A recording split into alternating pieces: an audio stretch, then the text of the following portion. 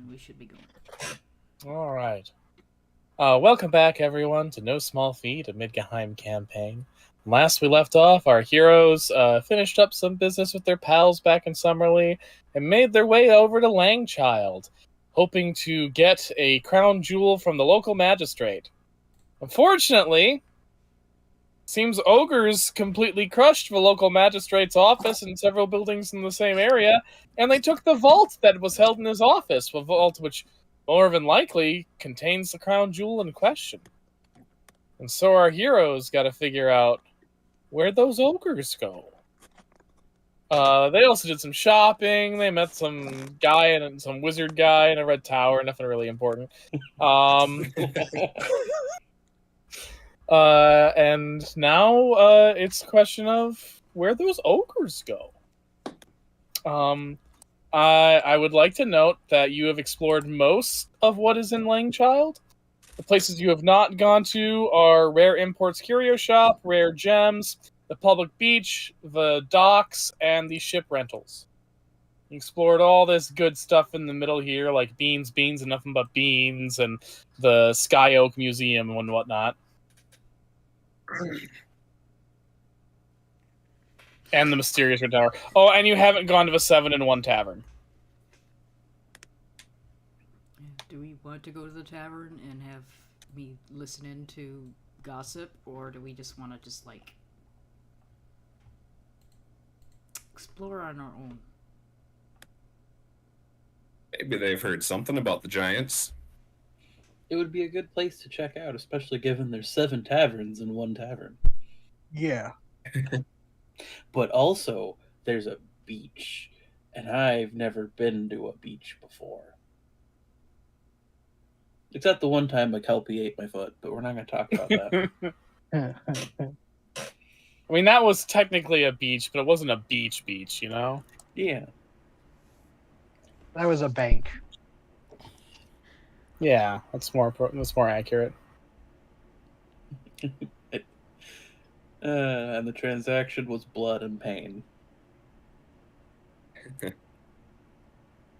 Oh, the tavern. All right. You gets a hinky drink, you gets a pinky pink. You gets a something and the stinky stink. All right. So you go, the song from that movie? Sure. Nope. Pissing the night away. Is that something by Chumbawamba? Pissing the night away. He takes a hinky pink, he takes a winky dink. Puts a something and he makes a little shrinky dink. He sings a song that reminds him of the good times and the song that reminds him of the bad times. That's how that song goes. It is now. Awesome. That's the lyrics, I think. Shit. It's close enough. God damn it. Just tell me Okay, what the great fuckers start, in this everybody. tavern talk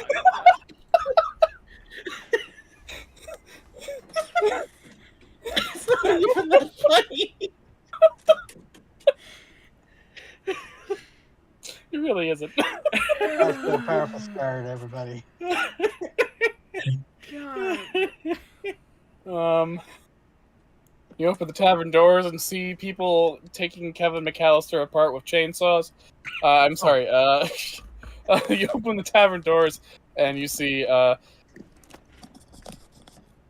mean, it's a normal tavern atmosphere. It's just that it's like it's like 7 different taverns grew into each other, and now their main room is connected with like different floorboards and table and chair styles. Sometimes different levels, and requires like little tiny steps to go from one part of the floor to the next. It is strange. It's a medieval mall.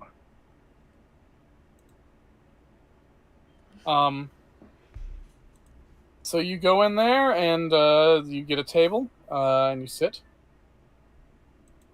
Person comes over, asks what you want to drink. You give them your drink order, they put it in, and now you play the waiting game. As the bard sings, He takes a hinky pink. He takes a. Oh my god. Boo!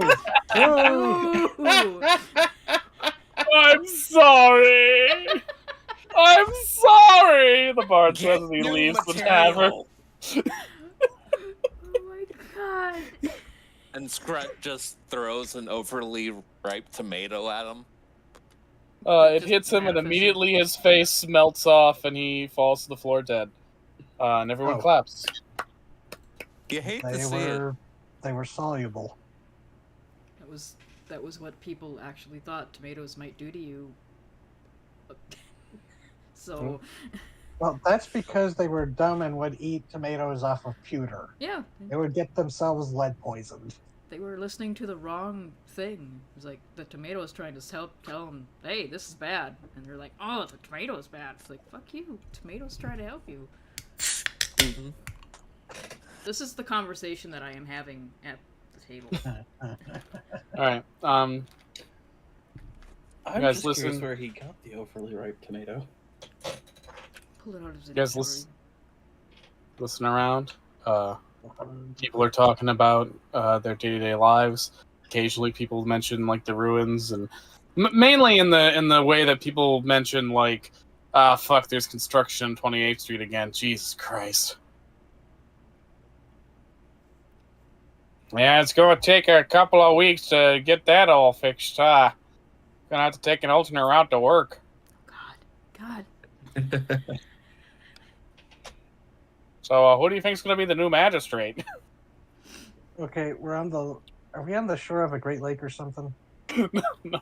Yes. They don't Technically actually speaking. have a Midwestern accent. They have the British equivalent of a Midwestern accent, which is, I don't know, Liverpool, I guess. I'm just gonna continue to headcanon that is their accent because I've never heard anybody bitch about construction like a Midwesterner. That's true. God, the two fucking seasons in Michigan, winter and construction. Yeah. I mean, I've seen the pictures of the roads, so Just fix them correctly the first time, and you wouldn't have to do it again. Sorry, it's like One an of them's like- instinct. You know, I hear they're just gonna have a Midwestern accent for now. This is not canon. I'm just having too much fun with it. And I had work today, so I'm gonna have fun. So fuck you. But like, you know, imagine them speaking without the Midwestern accent I'm about to give them. No. So you think they're gonna send someone to that island to try to deal with the ogres, or see if we can get that Volt back? Oh nah, I don't think they're gonna do that. No. I mean, I guess I've heard that the Dragon Slayer guy is in town. Oh, you don't send a Dragon Slayer to get an ogre. It's different skill sets.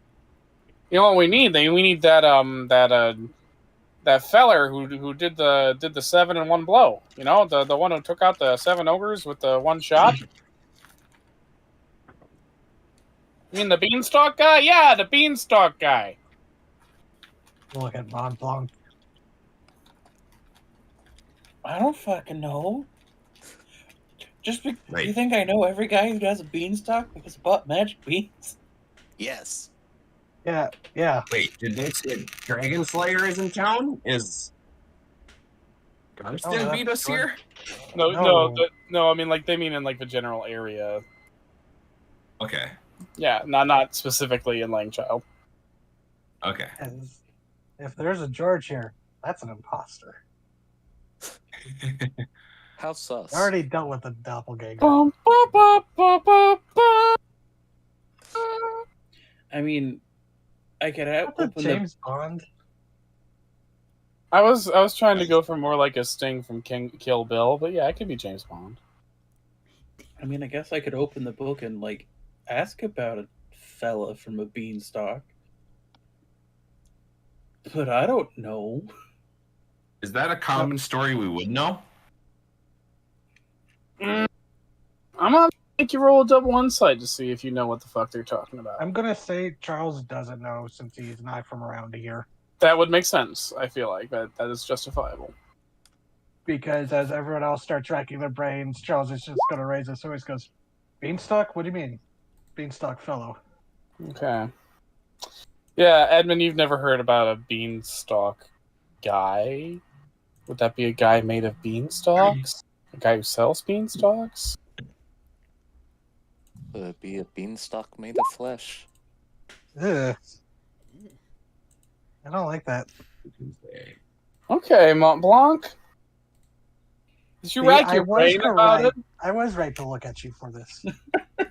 Mont Blanc, as you rack your brain about it, you do remember in your general rumor mongering, like, you've heard lots of stories of folk heroes and Anglo-Sax in your brief yet extensive travels so far. And you do vaguely recall hearing about someone tell a story about like how a peasant in some village over somehow managed to grow a beanstalk that went all the way into the fucking clouds and climbed it and stole a bunch of ogre treasure.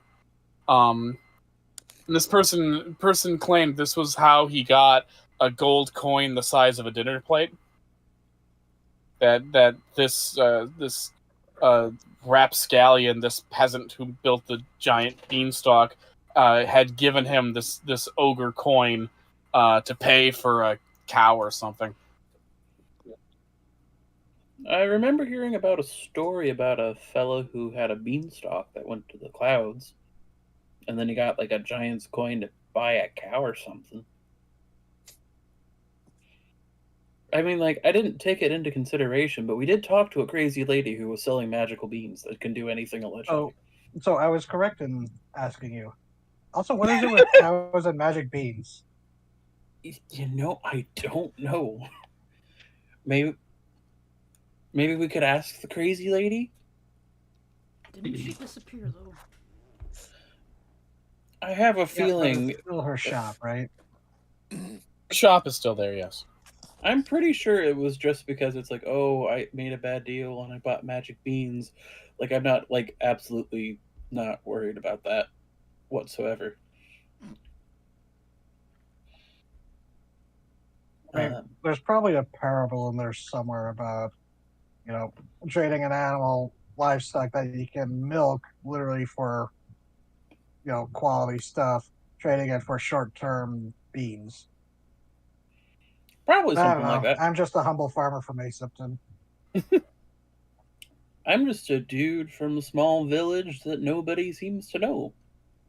So it's important. I mean, I'd ask, but literally, I would have no idea. I'm sorry. Oh, no, you're good, man. No worries. It's not an important feature of where I come from compared to some folks like Edmund. What? There's no beans where I come from, beanstalks. But No, if we- I say you're back where you come from is a little more important than where I come from. I suppose. But if we have those beans, then we should be good to be able to get to the giants. Maybe. Hopefully. Maybe we should ask this beanstalk fellow, see if they know how to make them grow that big, or maybe even a guide.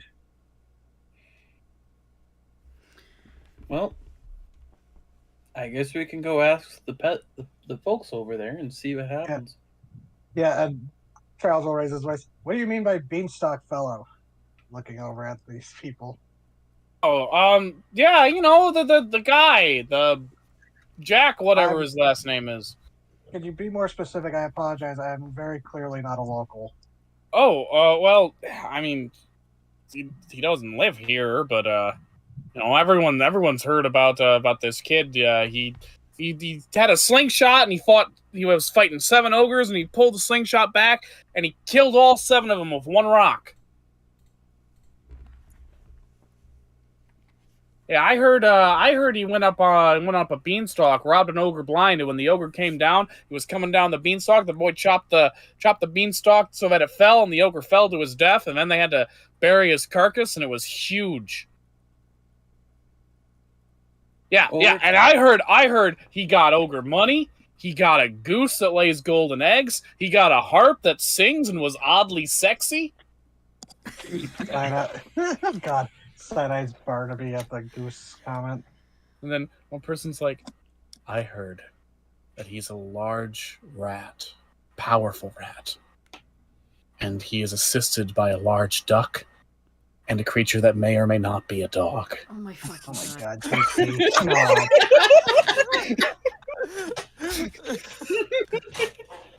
We all know what was going to happen there.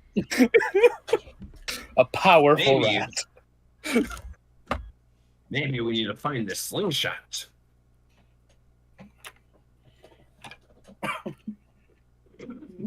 Yeah, the Jack guy, he's real good at dealing with ogres. You know, my buddy Jim, his buddy Frederick, knew a guy in Liverpool who was having ogre problems, and they were like, we need some ogre problems, and this Jack guy came and he took care of the ogres, killed 5,000 of them probably, saved the whole town. You know where we I might heard. find a Jack? And all of them look at each other and they kind of shrug. I'm like, And one of them's like, I heard he jumped over a candlestick. And then That's preposterous. he fetched a pail of water with his sister. Okay, now that's just bullshit.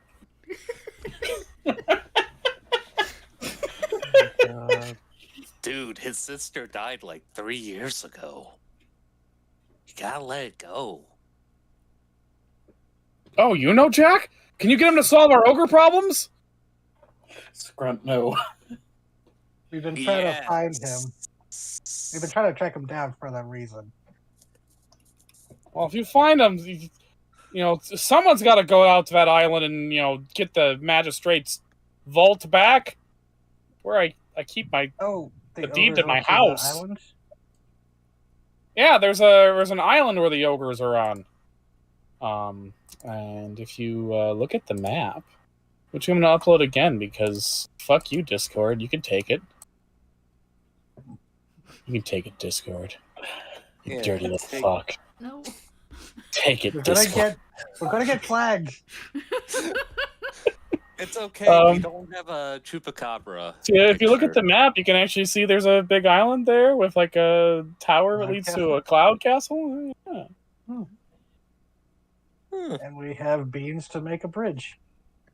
Mm-hmm. Grow a bridge. Well, beanstalks grow up; they don't go across. I mean, with careful cultivation, you can make them grow in all kinds of shapes. Probably be easier to get a boat.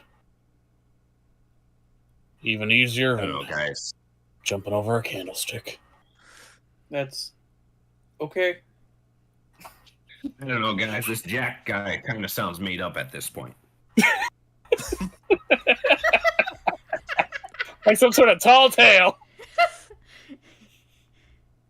Well, Jack think is we're on our own figuring tall, this out. fellow. What do you say, Thane? I think we're on our own figuring this one out. Well, there's usually at least a bit of truth in tall tales like that. Probably this Jack does know how to get, you know, the magic beanstalks to grow like that. It wouldn't be a bad idea if we can find him to ask, but otherwise we can just try it ourselves. Usually works out for us. Oh, before I forget, do you know a good place to get some muffins?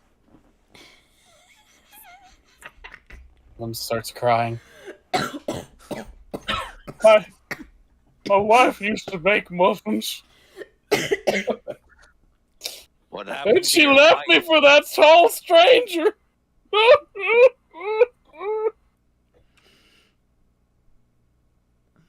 No. Be ridiculous, Mont Black. Nobody knows the Muffin Man here. Not after Gingy was executed. Wait, do you know my the God. Muffin Man, Bright Eyes? Of course I Is know the this- Muffin Man. They slowly dipped him in milk until his body was soft and pliable. Then he was masticated to death. I have money. Of course I know the Muffin Man. The Muffin Man. Well, A muffin I- man. well, one of the people we're going to be seeing later is a friend of mine, he says, patting the book, and she really likes muffins. That's the one clue I have. Talk to my ex-wife Do you know Can where your you run a ex-wife bakery? is? in the curio shop. Oh, thank you. Mom Blanc will give like a small shoulder pat to the crying guy, put us in it on the table, like, next drink's on me. And then go. Do you think that the curio shop will want this tooth necklace I have? Possibly. It is curious. Yeah, freshly grown.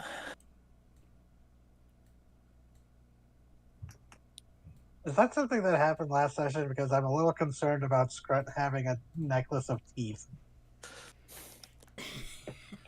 You know how it is. Read up in chat. Oh no. Oh, Hey, it's the thing about dragons. They like to make use of things. Oh, I already posted the curio shop stock in the chat. That's good. if you sew a person's teeth, do they grow geckos? That's a bad joke. That'd be adorable. Yeah. God, I would steal so many people's teeth. Is that how the tooth fairy got started? I was gonna say that's probably why the tooth fairy takes them. The fairies, geckos are a ravenous, threat. Oh my god! She's building The up an tooth fairy army, is a that bitch. The tooth fairy is a dictator who oppresses other fairies using her gecko army summoned by children's teeth. Ah! That's fucked up. This is a weird session tonight. Okay. Well, sometimes you take a hinky pink and sometimes you take a drinky drink. Oh my god! And it comes back around. Yeah. Sometimes you just have a corpse that needs to be dealt with, you know? Otherwise it starts rotting. All right, so you get to the Rare Expos curio shop. And you see a somewhat plump, middle-aged housewife saying, "Oh, hello! Welcome to the Rare Exports Curio Shop. How can I do you, dearies?" I was told that this was the place in town to get muffins.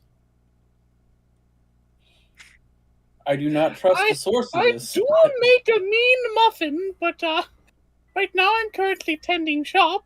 I could call my husband to take care of things if you're okay. And I could make some nice muffins for you, dearie. I would greatly appreciate that. Thank you very much. Dearest, can you tend the storefront? I've got to make some muffins.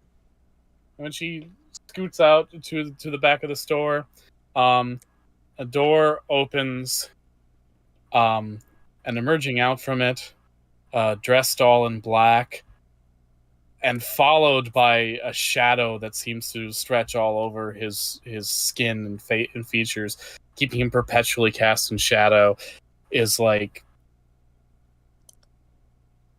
the upper limits of what is normal tall for a human being.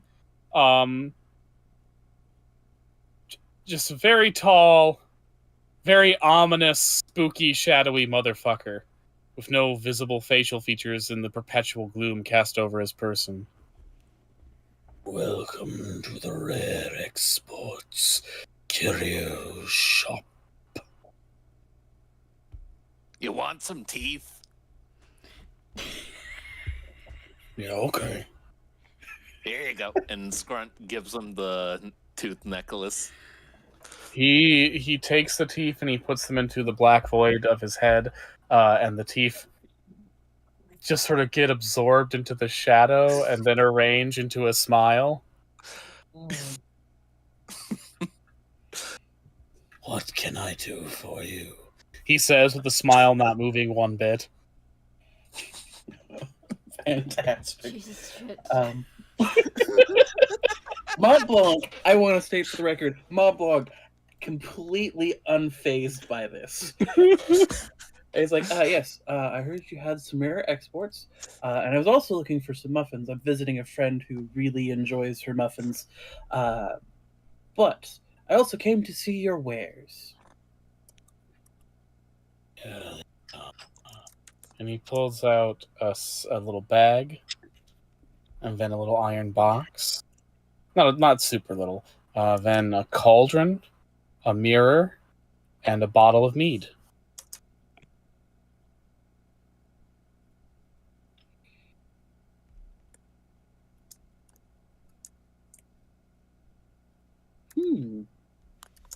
Most curious.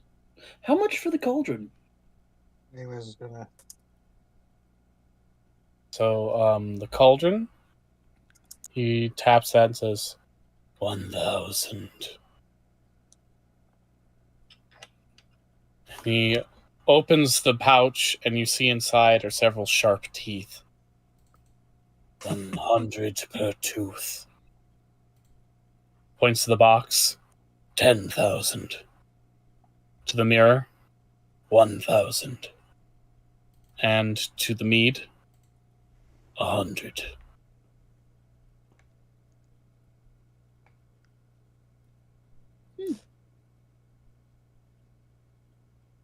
And would we already know the effects that you posted? No, you wouldn't. You would have to ask. Okay. I mean, okay, I will give you. You Teeth. know dragon teeth when you see it, and you know what dragon teeth are used for because you are Mediterranean by ancestry. Oh, Sparkboy seeds. The shadowy figure nods.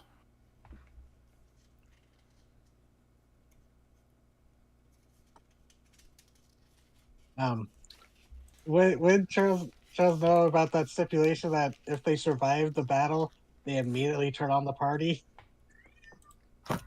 You would know that Spartoi are not particularly reliable as allies go. At least not when they're freshly formed. It takes a lot of like training for Spartoi to mellow out into normal people. They start out as very bloodthirsty rageaholics. Yeah. Which is good when you need an army on demand. Like it takes a lot of training for them to rein in their violent impulses.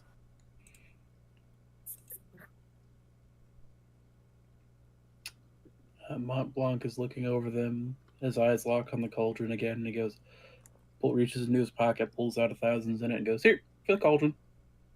Yeah, if you didn't get it, I was going to. Very good. And he takes your 1,000s in it. Ease. Looks like I could make a good stew out of this, or potions. I'm not sure which yet. Mm-hmm. But what is a good soup, but not a fun health potion? The shadowy figure nods, as if you have said something profound.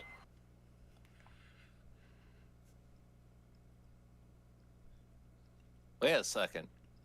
This is out of character. Could Scrunt's teeth make a Spartoi? Oh, absolutely. Why, Scrunt, you're a veritable cavalcade of helpful, useful body parts. There's so much we could harvest from you. Give some blood. You did sell your skin earlier, remember? Yep. Good times, good times. I'm gonna die. It's fine.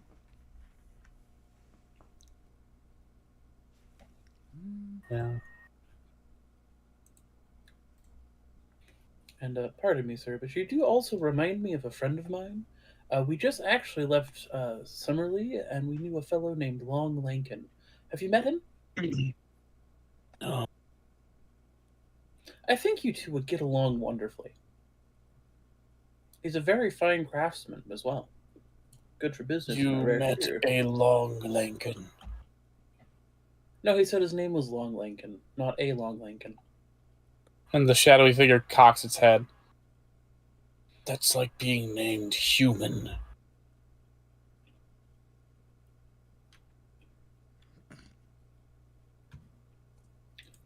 I mean, fair.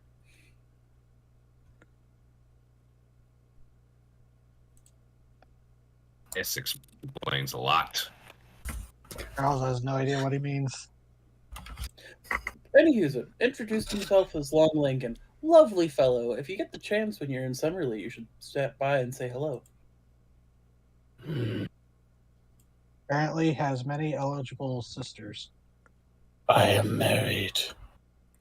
I wasn't suggesting. She makes good muffins. You realize the teeth that he put on his face are slowly sinking into the shadow. Oh, they're digesting. This is fair. Mhm. Well, I'm hoping my friend- Okay, dearies, the muffins are done. And you get a baker's dozen of complimentary muffins. Thank you. I really appreciate that. Not at all. Anyone gonna take the mead?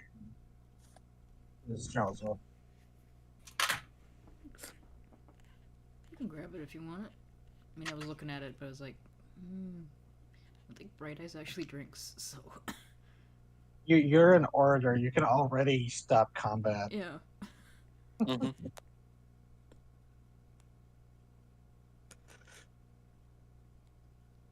So Plus, Charles will hand over 100 gold. All right. You guys got the mead and the cauldron. You left behind the mirror and the simple iron box that had nothing special about it whatsoever and just happened to cost 10,000 zenith. I was actually going to ask about that. Why is the box so pricey? Shadowy figure takes the box, opens it, and inside is a rabbit. And then he squeezes the rabbit and it quacks. He squeezes it again and the rabbit opens its mouth, and you see inside its mouth is a duck. Oh, And he squeezes the rabbit again, and the duck quacks. And then he closes the box. He says, "Inside the duck is an egg. Inside the egg is a needle. Inside of which a person can store their immortal soul."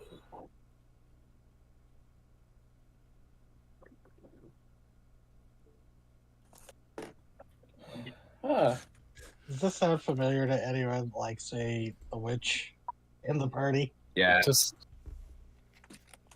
it should sound vaguely familiar to like a more complicated version of what the Heartless Witch's ritual was.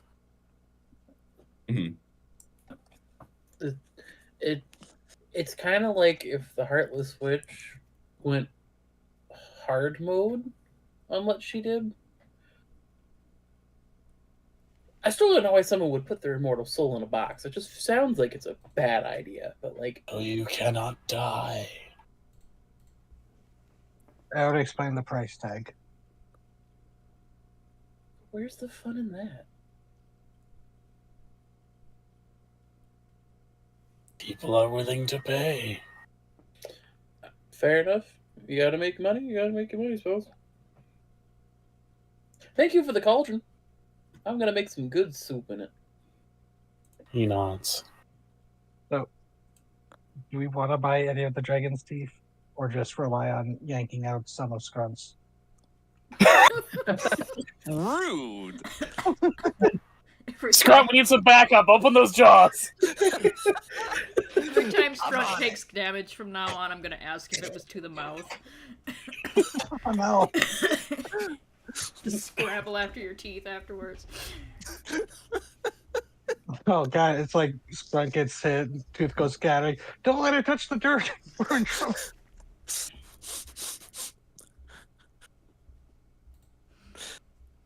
But that would have been out of character. Me asking if we should we take some dragon's teeth that might be useful as a. Actually, it might be useful to have a couple. Just be like, if we get like ravenous beast ambushed again, toss a couple down, let them deal with it as we try to make an escape. Not a bad idea. That Yeah, would be you know? and not Charles, because Charles hasn't, he's lived with Spartoid descended people, so he has mixed emotions about that kind of thing. Yeah, they are people. Like they will eventually mellow out into like human beings, more or less. Yeah. I think I'll take the 4 soldiers and leave them where they are.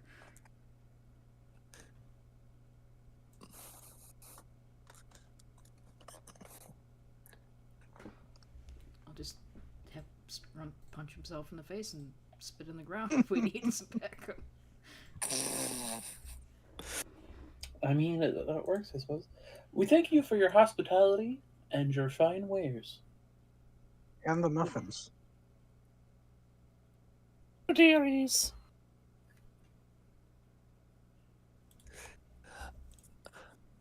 Also, just want to say, this guy's so much better than the guy you left.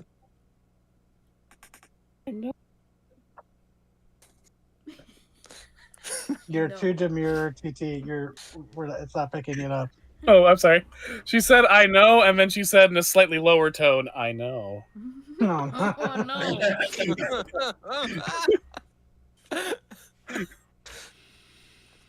This man can digest teeth with his face. Dude, I mean, I'm not- sometimes when you look into the abyss and the abyss looks back, you like what you see. I will not touch any of that with any sort of pole. Thank you. We're gonna leave that where it is. Well, it was a Oh, pleasure that's meeting you. And now, to go accomplish a lifelong dream, I'm going to the beach. All right. Do do do do do do do do do. You go to the beach. At the beach, you guys can spend one interlude here. You can just not spend as if you have a limited amount. You can have an interlude here, and if you do, for having an interlude at the beach, you all gain 1 Fabula point for giving us what is technically a beach episode. Unlike the Owl House. Oh, poor bastards.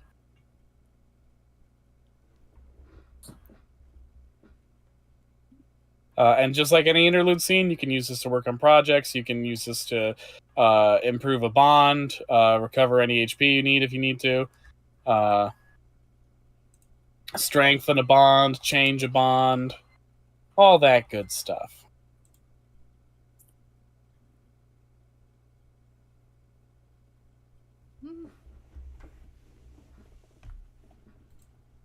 It only works once, though. You can't do this like every session.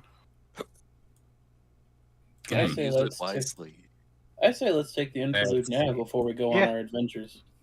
Yeah. Top off, spop off, and fix up some things. When we head out, enjoy the beach. We have been kind of moving fast paced for a while, so You know, life's too short not to hit the beach once in a while. we get to the beach and our kelpie horses just standing there staring at the beach like, man. You see your horse playing in the water, having a very good time. You see your little phoenix chick chirping happily as it rolls in the sand and gives itself a nice little dust bath in the nice heat of the sun.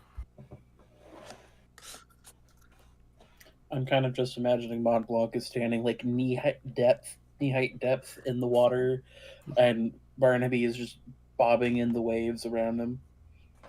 Occasionally, the phoenix flares up, and some of the sand turns to glass, to its delight.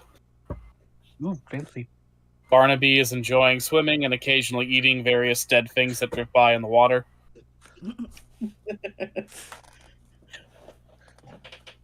Barnaby must be having a good time since, they are an aquatic animal. Are they aquatic, I guess? Yes, a barnacle goose is definitely aquatic. No, I mean, in Barnaby's case, semi-aquatic since he can, walk around. Yeah, it's amphibious. He is having a good time. He is slowly unwinding into an eldritch horror, as was wont to do, but it is fine. Mont Blanc is letting him have a fun time.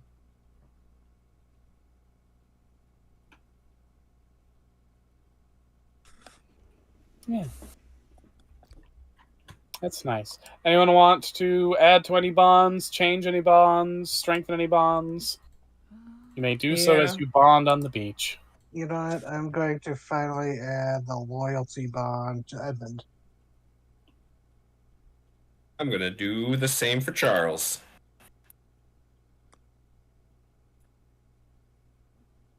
I'm going to add admiration to Bright Eyes because I thought I had already done that. Oh well. I think I'll also add loyalty to Edmund because, I mean, you all have her loyalty. It's just, you know, Now, mechanically, it's there. yeah. Uh-huh.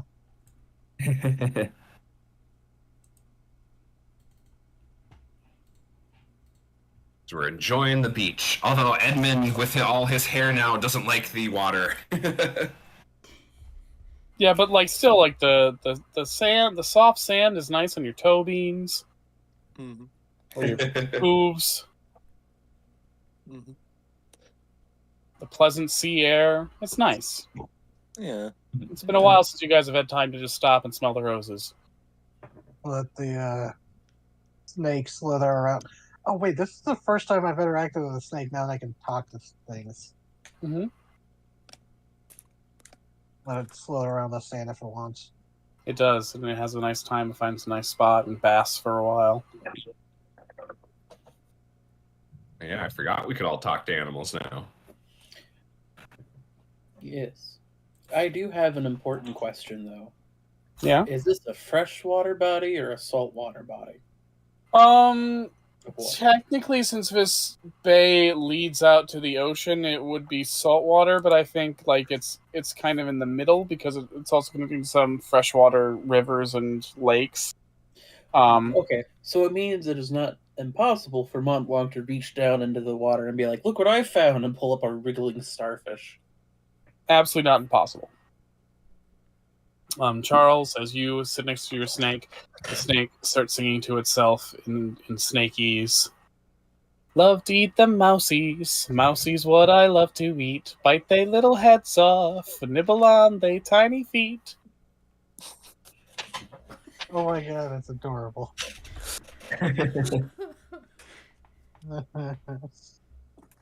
Absolutely lovely. Yeah, and while I have a on-screen fed it, Charles does spend time catching mice to toss into the barrel for it. A barrel of dirt. It's a sweet, happy little snake, which has seen a lot of the world now, which snakes like to, because snakes tend to be nomadic creatures. And it doesn't even have to try to get there itself. Mm-hmm. Has a nice, hiding spot, lots of food, and you get to see all sorts of different places.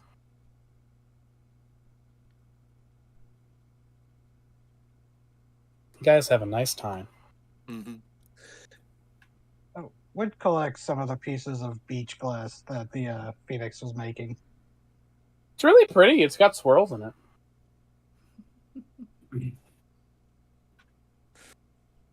This might make good. Charles is thinking to himself, this might go good with that Skydo staff. That is true. We do have those. Hmm. We had to find someone that could make something out of them, right? Yeah. Also, I don't know if I gave you this, but there was also some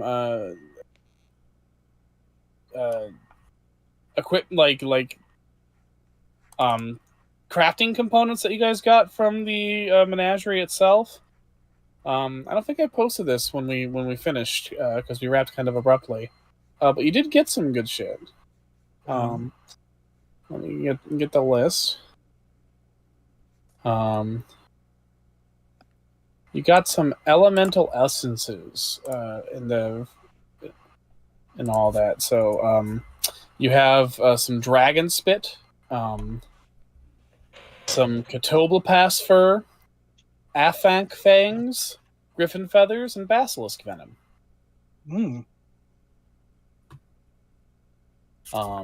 But that's for another time. I think it's time to get the ball rolling, gang. And now that we've had our little interlude on the beach and a pleasant time, reflecting and just having fun, want to get on a boat? Get on Let's the go get a boat, Hmm. fucking boat. and then we can decide if we want to go visit Nelly Longarms first, or if we just want to immediately just be like, yeah, we could probably handle some ogres. I'm going Oh, to say you're going to handle some ogres because no one got back to me on where we wanted to go next, so I just did the main plot. That's fine. Fair. Nellie's not going anywhere. Yeah. This is true. Mm-hmm. You'll Just have gotta your wait for date her one husband. day, Mom. Nelly never leave home. Yeah. You'll have your date one day, Gray. You'll have your date one day. She's my coven. What's the quickly opens the book, pulls out a pen, goes, what's the term for people in the same coven? Coven member? Well, generally we call each other sisters, but that might be a little awkward for you. No, I can do that. We'll just have to figure something out for me later on, probably. I think don't does brother fit? know. That works, yeah. It's more like All right, there we are. like- okay. Also, later on, gotta talk about the fella I met recently. He was something. Well, we will. He puts the book up. It's like, yeah, no, it's kind of like a sisterhood thing. Sister. I don't know. It's kind of weird, I guess. You're in the sisterhood. It's fine. I'm in a sisterhood. I don't share pants, but I am traveling. Got a traveling book. Sisterhood of the Traveling Pants, the herpes Yeah. story. Yeah. No. Yeah, Mont Blanc, you step into that sisterhood. Oh my god. He takes a hinky drink. He takes a winky pink.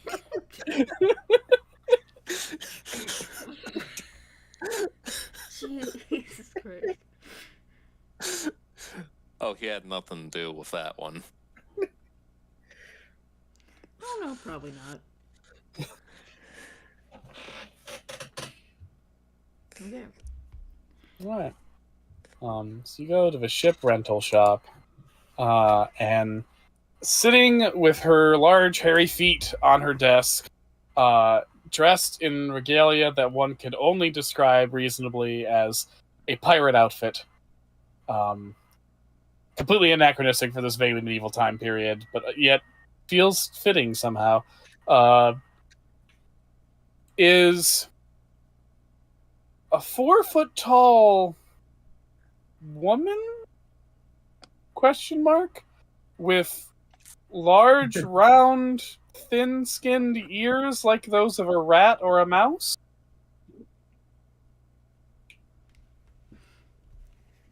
She's got her arms behind her head, and she's looking at the sky and smiling a big grin with a somewhat prominent overbite, particularly with her two very large front teeth, and clearly daydreaming and not even hearing you as her scruffy chestnut hair pulls out beneath her big pirate hat. Hello. Ah, shit! Hello! Welcome to Merla Eglantine's Ship Rentals! We would like to rent a ship, please. Oh, awesome. Okay. And she hops up, and she scurries, and that's when you see that she has a very long rat tail, like a literal rat's tail, growing out of her. And she's like, okay, so what are we looking for? A fishing ship? Swan-shaped boat for some reason? Paddle boat? Canoe? Kayak? I think a kayak would be too small for our crew. A simple raft? Could we control where the raft goes?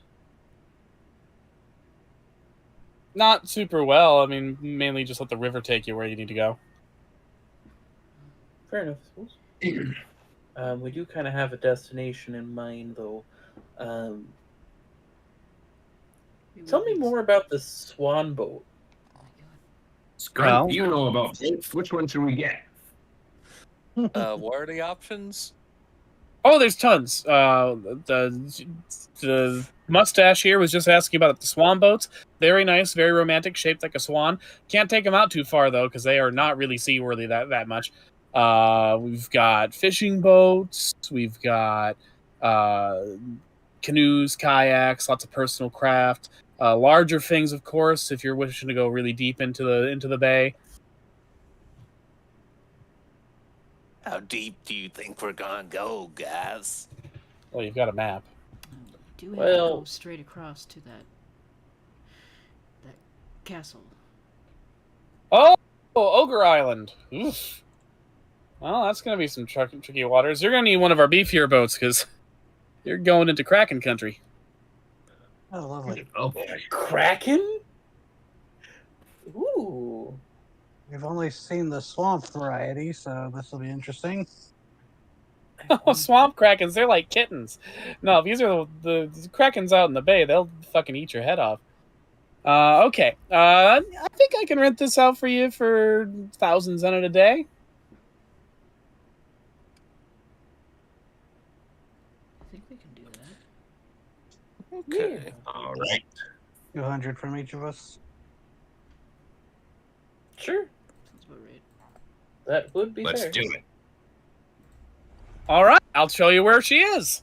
And the little mouse woman leads you all the way to the docks and shows you to a small but hardy ship. Not quite a fishing ship, but fishing up. Like, it's not a normal fishing boat. It's a bit smaller than a normal fishing boat. But it's also more solidly built, like a warship, as if to survive going into the dangerous waters. And you see that written on the side is the ship's name, the Swift Stabber.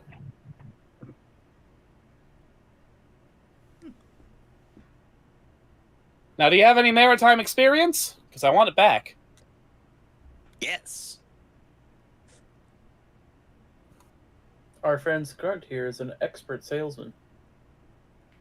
All that and being a dragon. Huh. He's very talented. I believe it. All right. Well, you bring it back to me in one piece, and we'll be tip-top and totally square. The talented Mr. Scruntley. Sorry, go continue.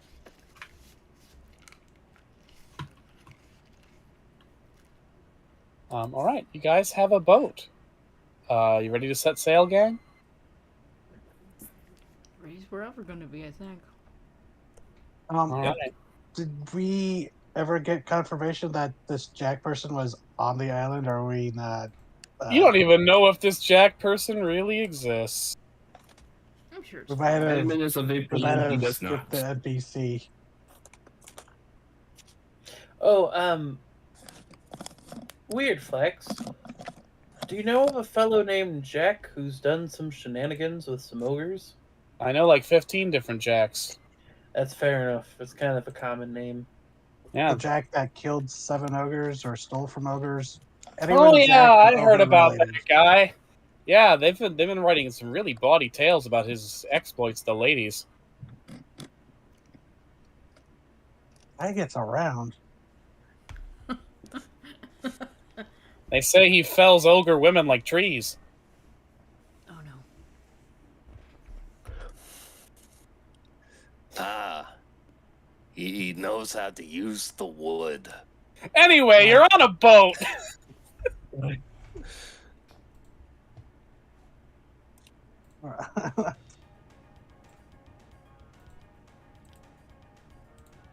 Ooh. You are on a boat. Charles, Everyone get on the boat. As we're on the boat, Charles is just like, just a warning, I'm not the best swimmer. Wolves are not the best at it. I have hooves too. I have very heavy armor. All right. We all have heavy armor now. Who would like to roll a d4 for me? I would. Why not?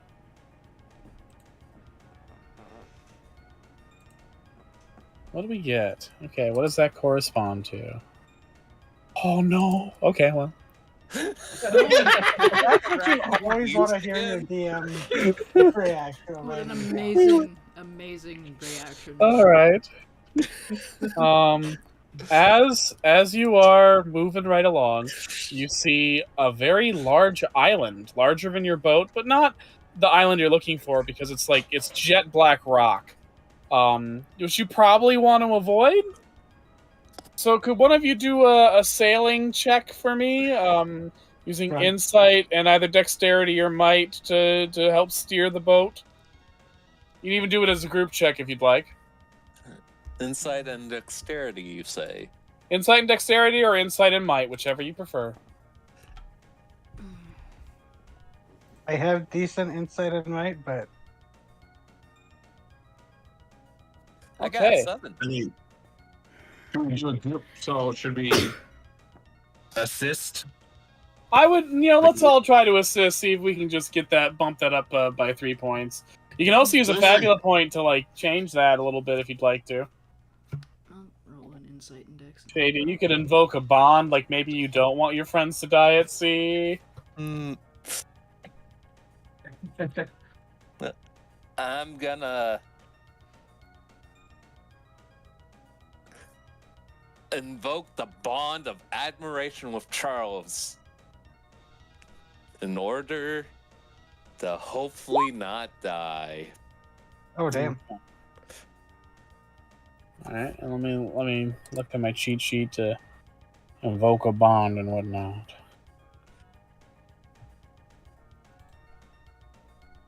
Oh, very good roll there, Edmund. Yeah. Oh, it's your first 12 on your new boosted up dice too. Yep.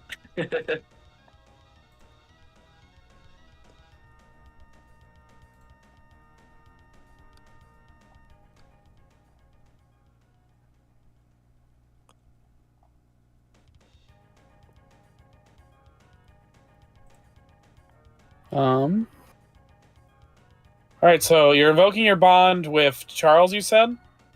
Yeah. How strong is your bond of Charles? It's admiration. Is there any other emotions tied to it? No, there are not. Okay, so that's one. That's a +1 then. Edmund adds a +1 as well. That brings us up to 9. I Does could try that and roll cost a it. fabula point on my part? Sorry, what? Does that cost a fabula point on my No, part? because I said this could be a group check, so you're just participating in the group check. Okay, so so everyone I'll else should do- just roll for it too. So if anyone Oh, else wanted to no. add it to the group check, I'm going to use a fabulous point to reroll that D8. Yes. go ahead. Ease.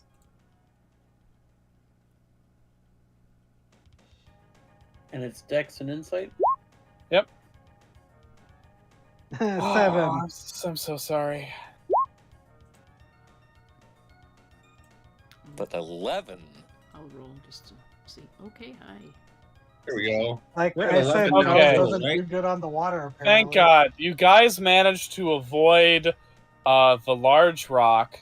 But as your boat barely manages at the last minute, thanks to you all really just rushing in to try and steer it away, you do manage to disturb what it is. And you realize the island begins to turn behind you and then slowly sink beneath the water. And then you see a large dark mass moving beneath your boat until it is in front of you. And you see a massive turtle emerge with a long serpentine neck and a very sharp, angular beak. It roars at you and begins to attack. Although not as violently as it would have if you had crashed right into it headfirst. So roll initiative. Oh boy. So it's not an insulted attack; it's more of a territorial attack. Yeah, so basically if you had hit it, you would have really pissed it off and it would have gone out guns a-blazing rather than right now, which is like, oh, should I try and eat that thing? Even without the negative to my initiative, I still roll wonderful. Da, da, da, da, da, da, dum. Nice. Now I'm like scouring the art for the turtle dude.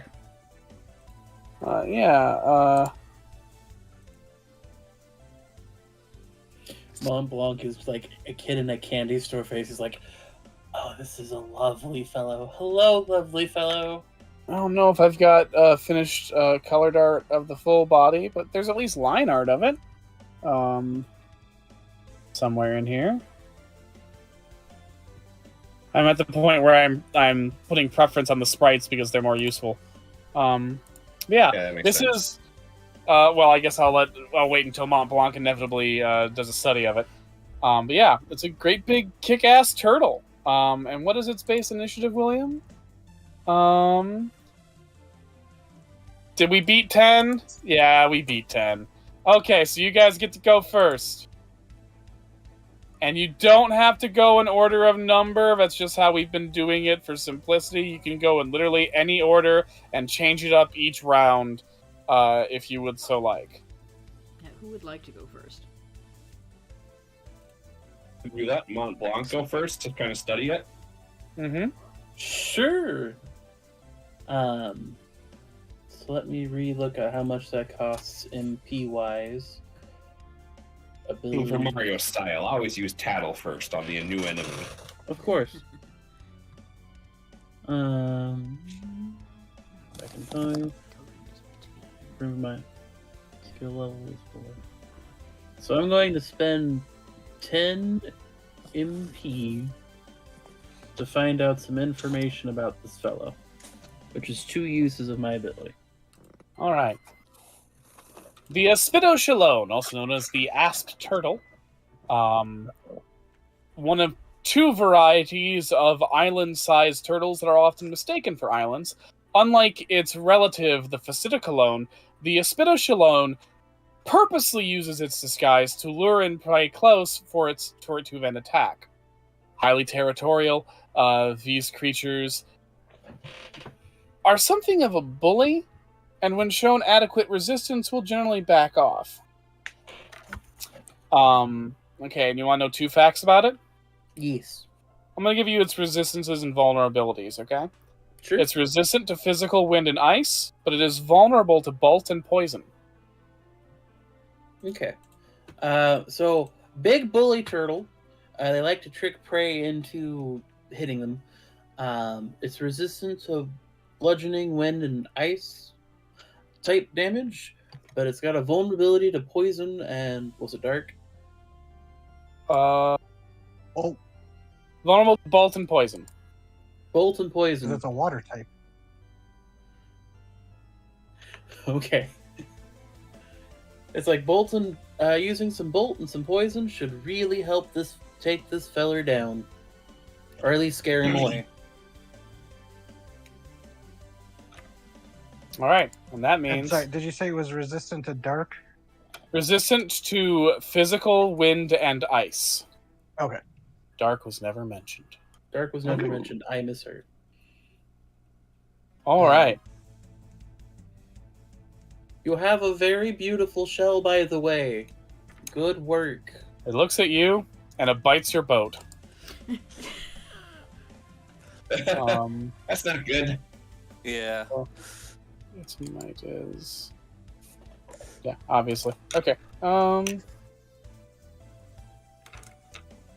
Alright.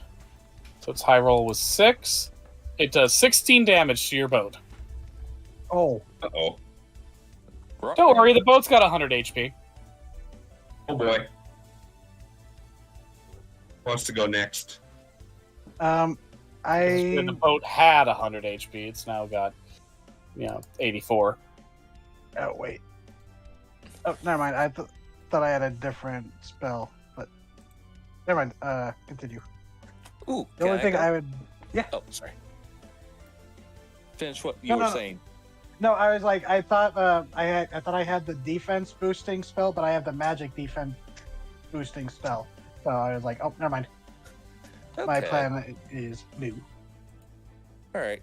So Scrunt is gonna punch it because, despite being melee, his beautiful gauntlets ignore immunities. Ooh.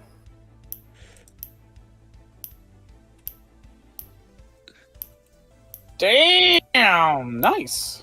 Does Yeah, that hit? Yeah, that hits. All right, you punch that turtle. yeah. He's like, stop that right now. The turtle. Is it a punch or the Thagomizer? I'd say more like a slap. Like, no. The turtle snarls, and decides to bite you. Okay.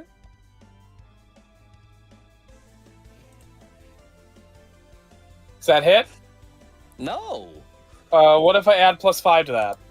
Yes. Okay, good. You take 18 damage. Okay. Okay. Oh boy, you can just add +5 to that.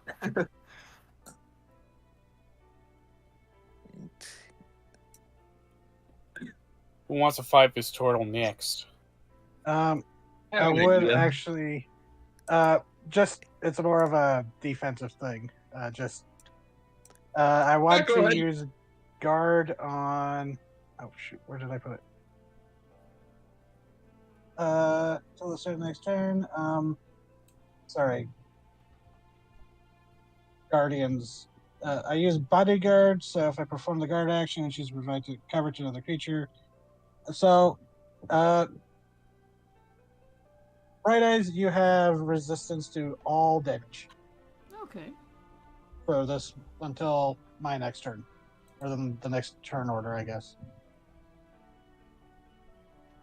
Nice. and whatever bonuses you get for guard as well. But that was just it.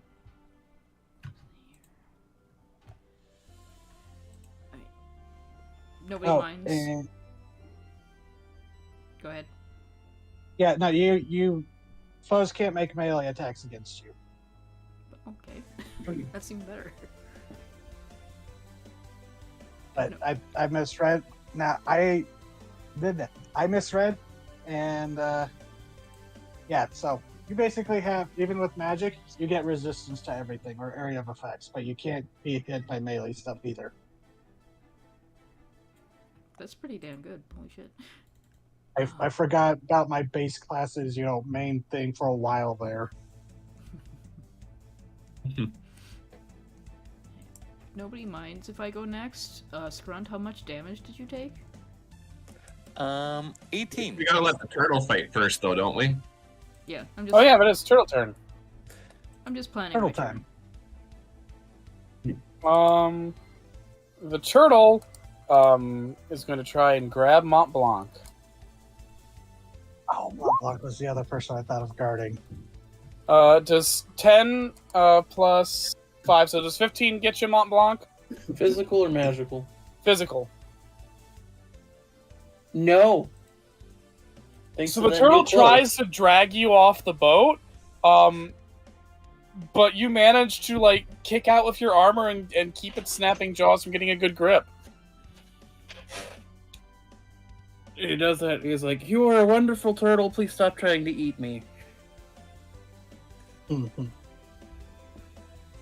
Hungry. Do you want soup? I can make soup. Want flesh. I got soup. Why do you have soup at the soup store? Anyways, next.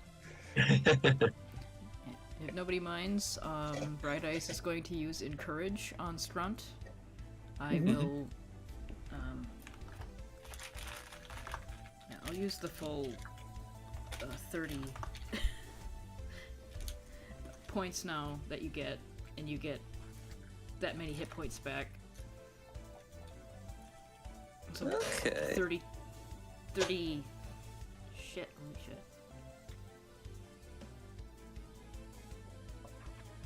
No, wait. SL times 30?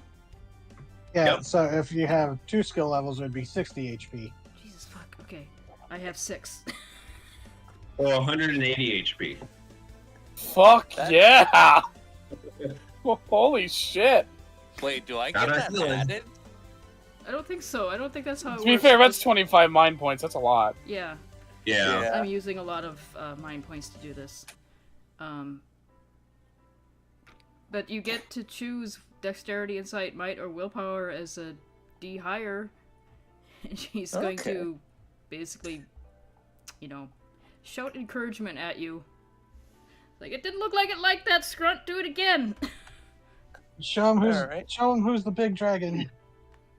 Right, the turtle is out of turns. Oh, okay. Well, Edmund knows what to do. It doesn't like Bolt, huh? And taste this. That did not generate my roll. And he throws a DVD of Bolt, starring Miley Cyrus. My God, how horrible! Why is this not generating my roll when I click It accuracy? says you're not in the room. You might need a refresh. Yeah. Oh boy. Bet that's You're not why I down was at the doing to me bottom. last night with Ranzigar. God damn it. Roll 20. Uh-oh. Well, that's not good. Which is weird because you've been moving your token around. Yeah. Yeah. It just says you're not here. Oh, 20 Yeah. drunk. You tried closing out of it Yeah. and just rejoining? Yeah, I think I'm gonna have to do the same to Discord quick. God, Okay, roll 20 's PRB2. so fucking weird. Why is roll 20 being weird? I blame the French. You should. Yeah.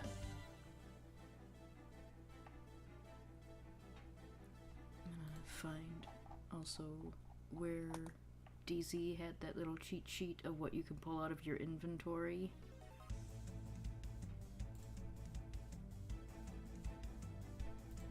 Somewhere. Why not?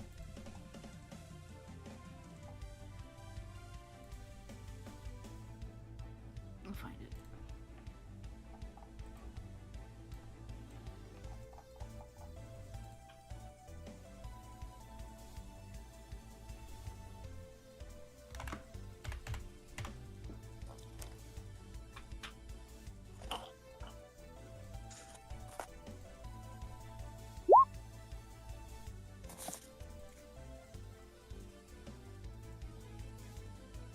Hey, I see Edmund. I see Edmund now, yeah. He's just not He's back not- in Discord. There he is. Speak of devil. It worked!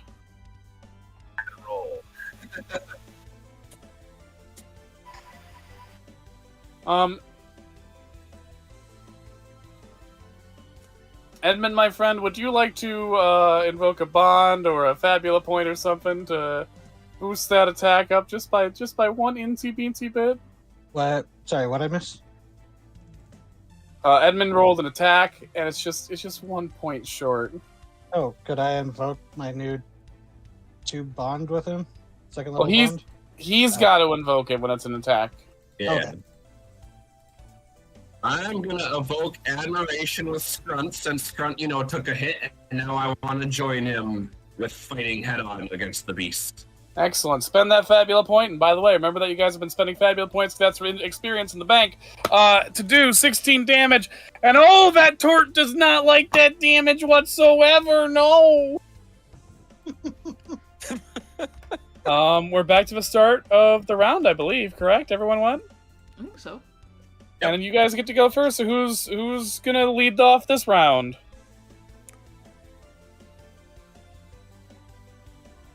Go Scrunt. Okay. Dragon Should we versus start dragon. offense? All right. Let's go. Go. Gadgets. Pipe wrench. Yes. Bada bing, bada booey. Ooh. Oh. That's nasty. You punched Yeah, that turtle hard. Mm-hmm. Like punch it right under its chin. Turtle don't like that at all. Alright. I said stop. Okay.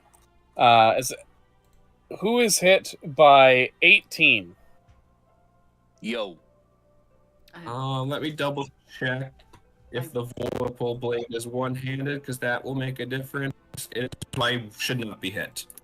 I would I be have hit, 22. but Charles is guarding me. Yeah, an 18 hits. So Scrot and Mont Blanc, the big turtle is really pissed. It dives under the water and surfaces really quick, creating a large tidal wave. That does, what was the high roll there? Okay. 16 ice damage, or water damage, if you want to view it that way, to everyone it hit. So Mont Blanc and Scrot, you take 16 water damage as you're hit by a large surging wave. Oof. It used surf. Okay. Charles just stands in front of Bright Eyes, so the wave just breaks around him. You feel a little Edmund's hand on your cat-like shoulder. reflexes. Cat-like reflexes make him jump out of the way as a cat looking for water. Charles, you You just guys feel a good little, at little hand on your shoulder, pat, and well, thank you. You guys good if Edmund takes another swing? Go for it. I'm Go good. ahead, buddy. I have to ask something about inventory anyway, so.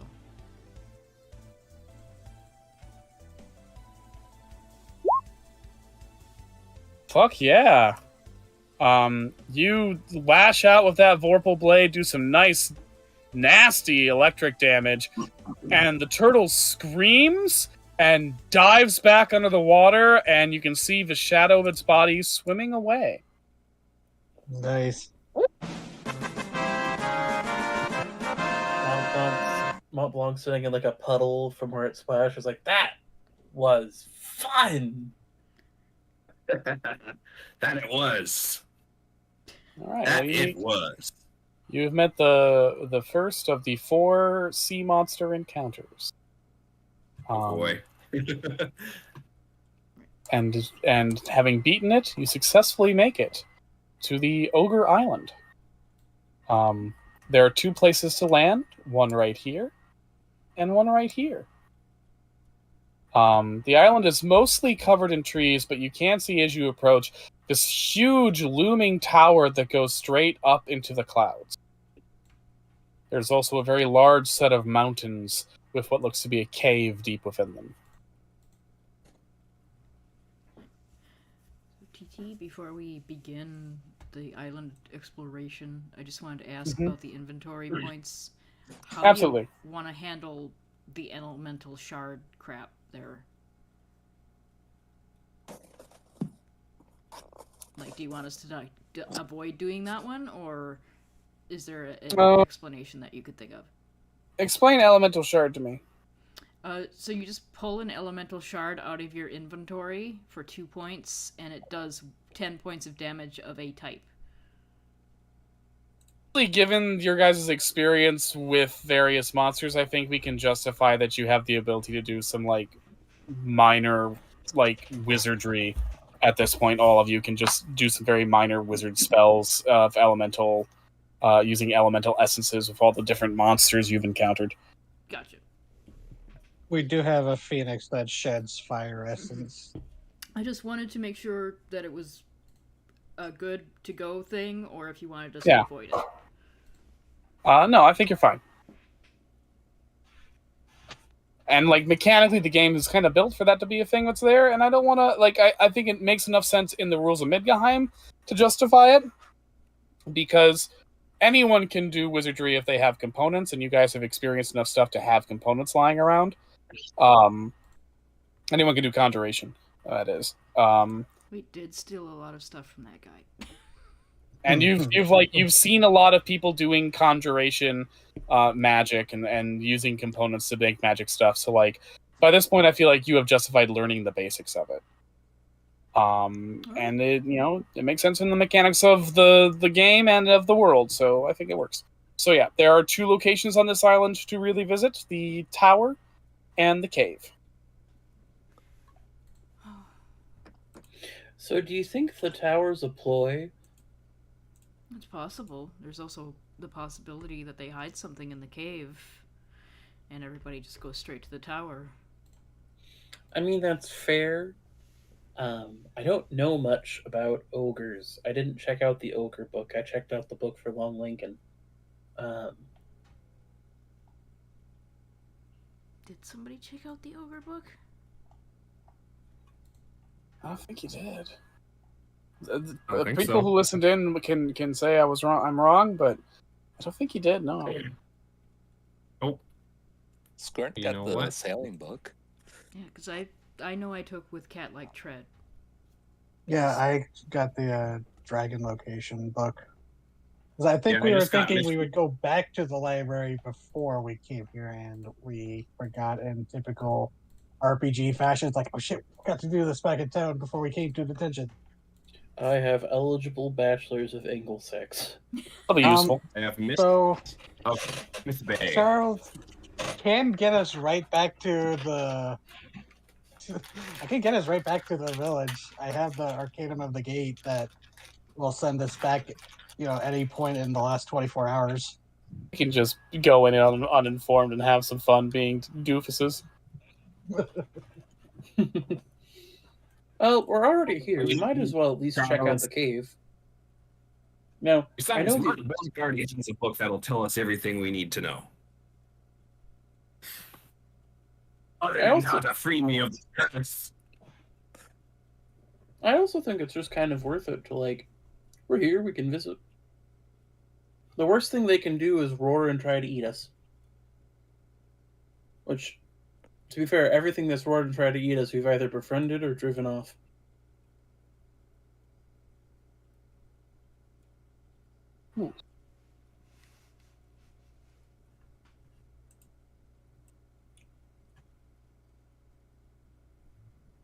So are we checking out the spooky cave?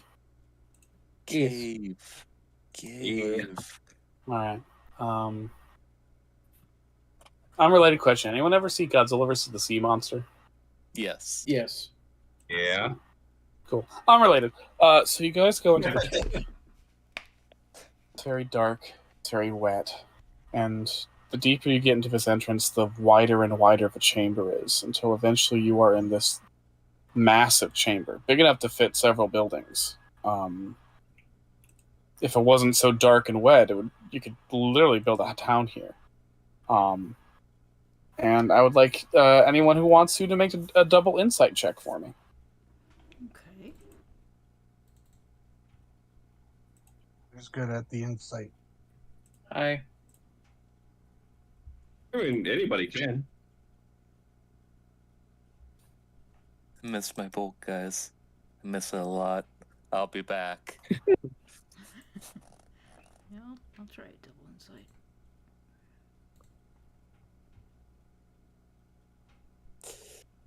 Hey, Um, 9 buddies. Once you explore this chamber and you see, like, it's beautiful in the ways that caves that are beautiful and cavernous and interesting, but seems mostly bare. You could probably find some bats or something, but doesn't look like there's anything of note inside here. Did you say cave bear? Mont Blanc. As you're looking around at the stalagmites and the stalactites, you notice a sort of odd formation towards the center back of the chamber. This sort of section of stone on the wall that juts out oddly. And as you look closer and closer, you realize that this huge section of the cave wall, and the cave wall stretches at least 100 feet up. This huge section of the wall is not, in fact, part of the wall. It's an ogre. It is an immense ogre. With dark gray skin that has jagged protrusions that help it camouflage as stone while it's sleeping. And it works so well that while it is at rest and completely still, it looks like it is just part of the rock system it's living in. That's a fucking ogre. There's a mixture of utter fear and utter delight on Mont Blanc's face, and he's going to reach out an arm and stop the nearest person next to him. And that can be literally whoever. And he's going to just quietly point out the shape of, hey, that's an ogre. Holy fuck. Shh. Holy fuck. Fuck. It stirs slightly in its sleep. And as it stirs slightly in its sleep, many of the rocks that have nestled on its form while it has been sleeping roll away. And you realize that just in the twitching of sleep, it's caused a very large change inside this cave. If it were to move, what might happen? Oh, What this the hell? is supporting the mountain on its shoulders. He's a big boy. Let's How long has it quietly. been in here? Too damn long. There's a mountain on it now. We need to quietly back out of the cavern, touch nothing, and maybe get away from the cavern entrance. Slowly. All right, everyone. and not panic-like. Everyone, unless you can justify using different stats for it, do a Dex plus Insight check, or a straight Dex check to stealthily get out of the cave. Oh boy. Unless you've got a different approach, in which case you can justify using a different dice. You are allowed to argue these things. Double. Good. Yeah. Nice. I got pretty good decks. I'm gonna do double decks. Oh boy. Critical Holy success. shit! Oh, damn. I don't know how I can make a case for using willpower. Right. I'm going to say thanks to your critical success, which I think is the first crit we've had. I think so. I'm going to say you cover for the members of your party who have beefed it up and managed to get everyone out of here despite their innate clumsiness. Very, very quietly. You get them the fuck out. Oh, that's, Actually rolled decently. that's not bad. Charles, request a Fabio point of compensation for the microaggression of beefing it up. Microaggression himself. I didn't say Um, beef in it. Well, now you guys know where the bonus boss of this arc is.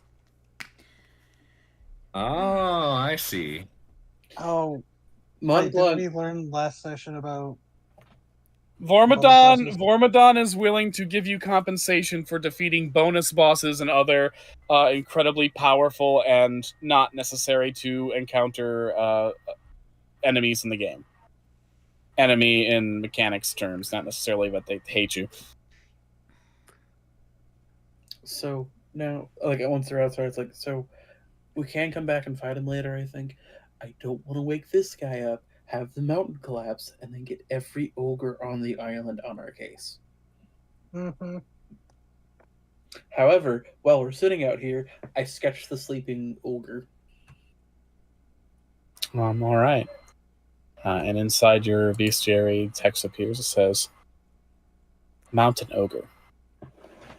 Among the largest and most powerful of all the various ogre species, mountain ogres, unlike many of their kin, do not generally mess with the pretense of civility. They live deep within the mountains for which they are adapted. They hunt when they are hungry. They sleep most of the time. They wear only the most basic skins, generally of things that are as thick-skinned as they are, or slightly thicker-skinned. Their food of preference is behemoth and catoblepus meat. They generally avoid interacting with humans, not out of any belief in the sanctity of human life, but just out of a disinterest in the small folks' business, and general reluctance to get involved in the petty politics of human civilization. Other ogres look down on them for not having the pretense of being a higher form of life, and yet will bow and scrape before them when encountering them directly, for the wrath of a mountain ogre is as terrible as any dragon's.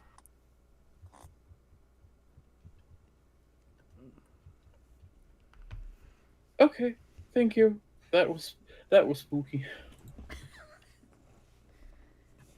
She's quite lovely. I was like, if I wake her up, I'll let her know, but I know people don't like to be interrupted during their beauty sleeps. Or in general. He looks up from the book, like, yeah, so that's a mountain ogre? That's the, have you ever wondered if a ogre could punch a dragon ogre? You know, Oh, hey. that is a thing that we probably could have guessed ourselves. That's straightforward as oh, ogres she's big. go. Oh lord, She's- she big. She does seem very pretty, but she tries to avoid, or most mountain ogres try to avoid politics and small humanoids because they don't fuck with it, which is incredibly respectful. Much less of a headache that way. Yes. So I say, once we deal with the other situation, we can come back and fight her if we want to impress Formidon. If we want to impress Formidon.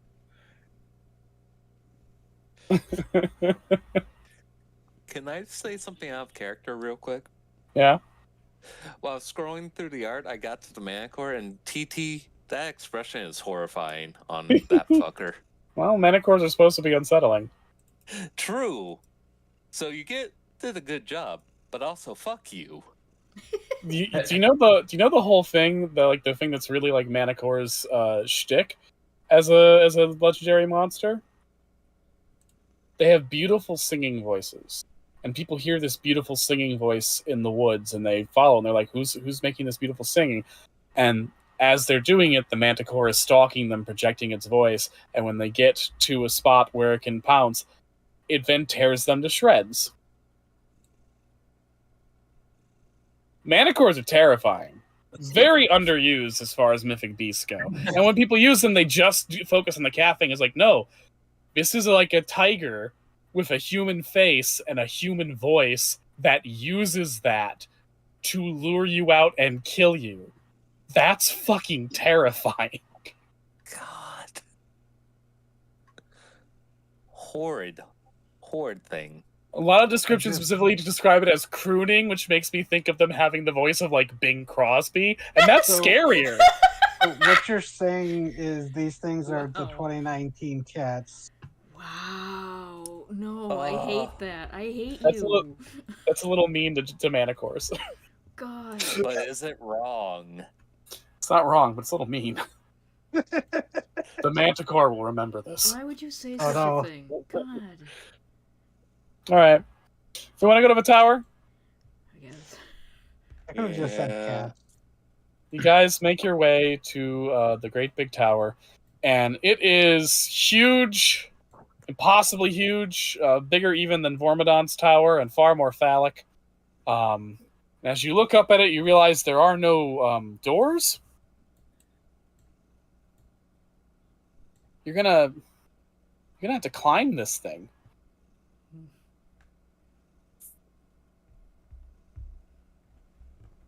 And if you guys could make a insight willpower check for me.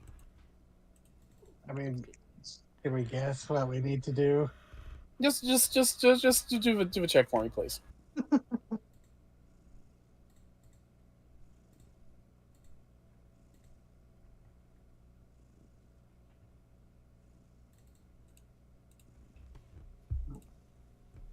I don't think I'm doing an interrogate, but it's Okay, The yeah, it's same same rolls. dice, doesn't matter. Edmund and Scrunt, while the others are, figuring, yeah, it's time to get out the beans. You taking your surroundings and you realize that like about 30 feet away, on the same tower, but like it's so fucking huge that there's at least 30 feet down this one side of the tower that you can still see. There's another person. Mm-hmm. There's like a human in like green and brown leather armor. They've got like that little capelet thing that like is a hood over your head and then over your shoulders, but nothing beyond that. And they've got like a leather mask covering their nose and mouth, as well as 2 big goggles. And they're currently reaching to a grappling hook and rope that's on their side, and looking up at the tower and sort of gauging things. Grunt goes over to Mont Blanc and physically turns his head in the direction of said person. Oh.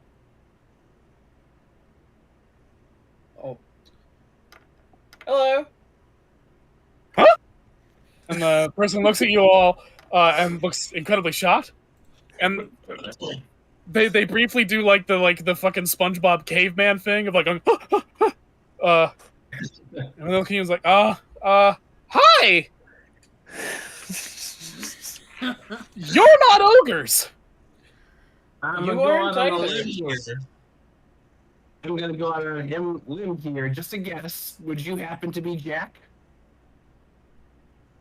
Shit. And he pulls off his hood and takes off his mask and goggles.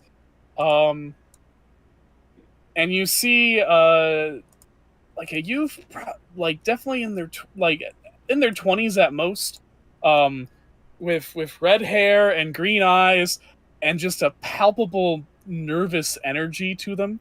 My notes say in an ideal world they would be voiced by Charlie Day. Yeah, my name's Jack. Oh God, have you heard of me? Heard a lot of stuff. Okay, yeah, I'm Jack, the Giant Slayer. I mean, they really should call me Jack the Giant Murderer because ogres are people, and I've killed several of them. I mean, I don't set out to do it. It just keeps happening. Then why are you going back to ogres? Shouldn't you avoid them then? Listen, I was at this one town, and I was trying to get a donkey, and they were all out of donkeys, and I was like, "Why are you out of donkeys?" And they're like, "Well, you see, this ogre came in and he stole all of our donkeys." And I'm like, "Well, that's not right. You deserve to have your donkeys. It's not fair of him to steal your donkeys." So I thought, okay, maybe this time if I go to help them out, I can not kill it. And he stops for a second as visions of his life flash before his eyes. I cannot kill it this time. I can just steal the donkeys back. And so I've been chasing this guy for like weeks now. And he got ahead of me, and I was like, maybe I should just give up on the donkey thing. And so I stopped here in Langchild. I was like, I can get a bite to eat, maybe figure out what I want to do with my life. And then it turns out that like the ogre came here of a bunch of other ogres, and he smashed a whole bunch of towns, and it turns out he stole a safe? Yeah. He stole a safe, and it's got money in it, or jewels or something? Everyone's like it's very important. So I thought, okay, I'm gonna go and find out where he went. And there, everyone's like, and people are like, well, ogres, they live in a castle in the clouds. And I was like, okay, well, I'll go find this cloud castle. And so I took a raft out, and then a turtle ate my raft, so I had to swim to the island. Yeah, we met the turtle. He was all right. Charles will. Oh, sorry. No, go ahead. Charles will tap Montblanc's shoulder and kind of lean in so he can whisper, "Is it just me, or does this fellow sound cursed?" Oh no, this fellow's fucking cursed. You don't steal from ogres like that, I don't think. Excuse me, young Jack. You want to come down here so we can do a team up thing? We were going up there as well. Okay, I've never done one of those. Normally this is sort of a solo thing, but okay, yeah, sure. And he runs over like fucking Shaggy from Scooby-Doo. Like there's just an incredibly anxious energy to this man. Hi. So Jack Brown. Hi, nice to meet all of you. Nice to meet you, Jack. You're telling me you've accidentally killed a bunch of ogres? None of it's been on purpose. Everyone keeps being like, "Oh, Jack, you're a great giant slayer. You've saved all of our lives." I'm just like, this was an accident. You know, it all started, you know, my mom was like, we're fucking starving, Jack. You're going to have to sell the cow. And I was like, it's my best friend. And she's like, I will eat it in front of you. We need the money. So I went to sell the cow in hopes that she could live a better life. And a guy said, hey, magic beans. And I was like, fuck, magic? I can have magic? And so I bought the beans, and my mom was pissed because beans, you know, magic beans aren't food. And I realized that after the fact, but in the moment it seemed smart. And she threw the beans out the window, and the beans grew into a beanstalk. And I was like, well, what the fuck's up there? So I climb up the beanstalk, and there's like a castle in the clouds. And I go up there, and like, there's this beautiful giant woman. And he stops for a second. Jack. There's also money. They were like, ogres have money like we have money, but it's ogre size. And I was like, holy fuck, this gold coin's the size of a dinner plate. So I just like grabbed like 3 of them. That was enough. And I brought it back to mom, and mom was like, shit, get more. And so I went up again, and the giant woman was there. Jack. TT. And then I... a little bit. And then there was like a goose, and it laid eggs. It was like a gilded goose with gilded eggs that are gold, and they're like solid gold, and there's no goose in there. I don't know how that makes sense from a biological perspective, but it was really good for the money situation, so I just stole the goose. And then mom's like, you know, you could probably get a little bit more. And I was like, you know what? We probably could get a little bit more. So I came back another time, and then there was a harp, and I grabbed the harp, and she started singing to me and touching me, and that was weird. And then there was a male ogre who lived there, it turns out. He saw me, and he started chasing me, and it was some Tom and Jerry shit where he was trying to step on me the whole time.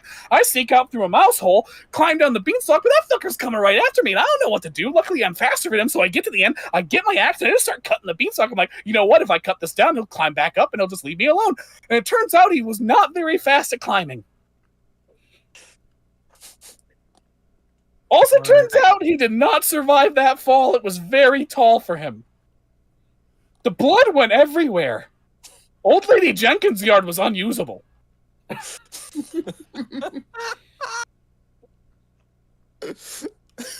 one? Luckily, we had this goose, so we were able to pay people to help sort of take care of this whole situation. Never saw the giant lady again.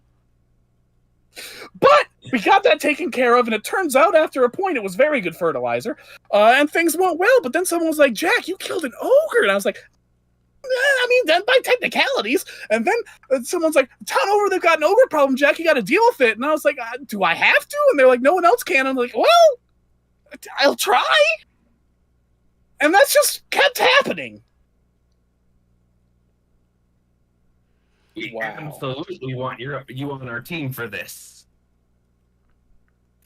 It's sort of my specialty, I suppose. So, yeah, okay. You guys got mountain climbing equipment? Because we're gonna need it. Mont Blanc will reach into a pocket and procure a singular bean. Oh, fuck, a magic bean again. I have 10 of them. You know, I guess they've already got this tower to help them get down, so they probably won't mind. Yeah, that's a good idea. I think. I think if we plant it just far enough away that the beanstalk won't affect the integrity of the tower, they should be fine. But also, we don't have climbing equipment. So it's this, or we have to figure out how to put a hole in the tower and then climb in. And you know what? If beans got me into this, beans can get me out of it. Let's grow a bean. That's a dangerous way to think about it, my friend. But let's grow a bean anyway. You know, I'm going to be honest with you. I've kind of ceased to think of ways of not being dangerous and thinking about things, I guess. That was a sentence, and I'm not really sure what the point of it was. No worries, my friend. Do you guys have names? Because I feel like I've introduced myself, but then I just kept talking. You did a little bit. Fine, Jack. Jack, I'm Charles. Sorry I was rude. That was bad of me. Oh, you're It's fine. fine. Mom would have given me a whack on the head. That's less fine. My name is Bright Eyes, Jack. Oh, very apt. I am Mont Blanc. It is a pleasure to meet you, Jack. Ooh. It's like Frankish. Yeah, I come from one of the Frankish origin villages in the middle of nowhere. Hey, Judge, my name's Jack. It's basically just means anonymous individual. Wow. Edmund, despite appearances, I am in fact human. Oh, you got like a curse situation? Yep. Witch? Wizard? Demon? A witch. Oh, yeah, witches. What can you do? Mont Blanc's a I'll witch, figure. technically. Oh, I don't know where I fall in that dichotomy. dude, branch out, find out what you're good at. Witchling. That just sounds insulting. Pre-witch. I've been waiting. I've been waiting so anxiously to give you guys Jack the Giant Slayer. Still. We found our Simon, everybody. And Mont Blanc's like, well, I'm technically studying under it and have been adopted into a coven, but we're still working on terminologies and the finer details.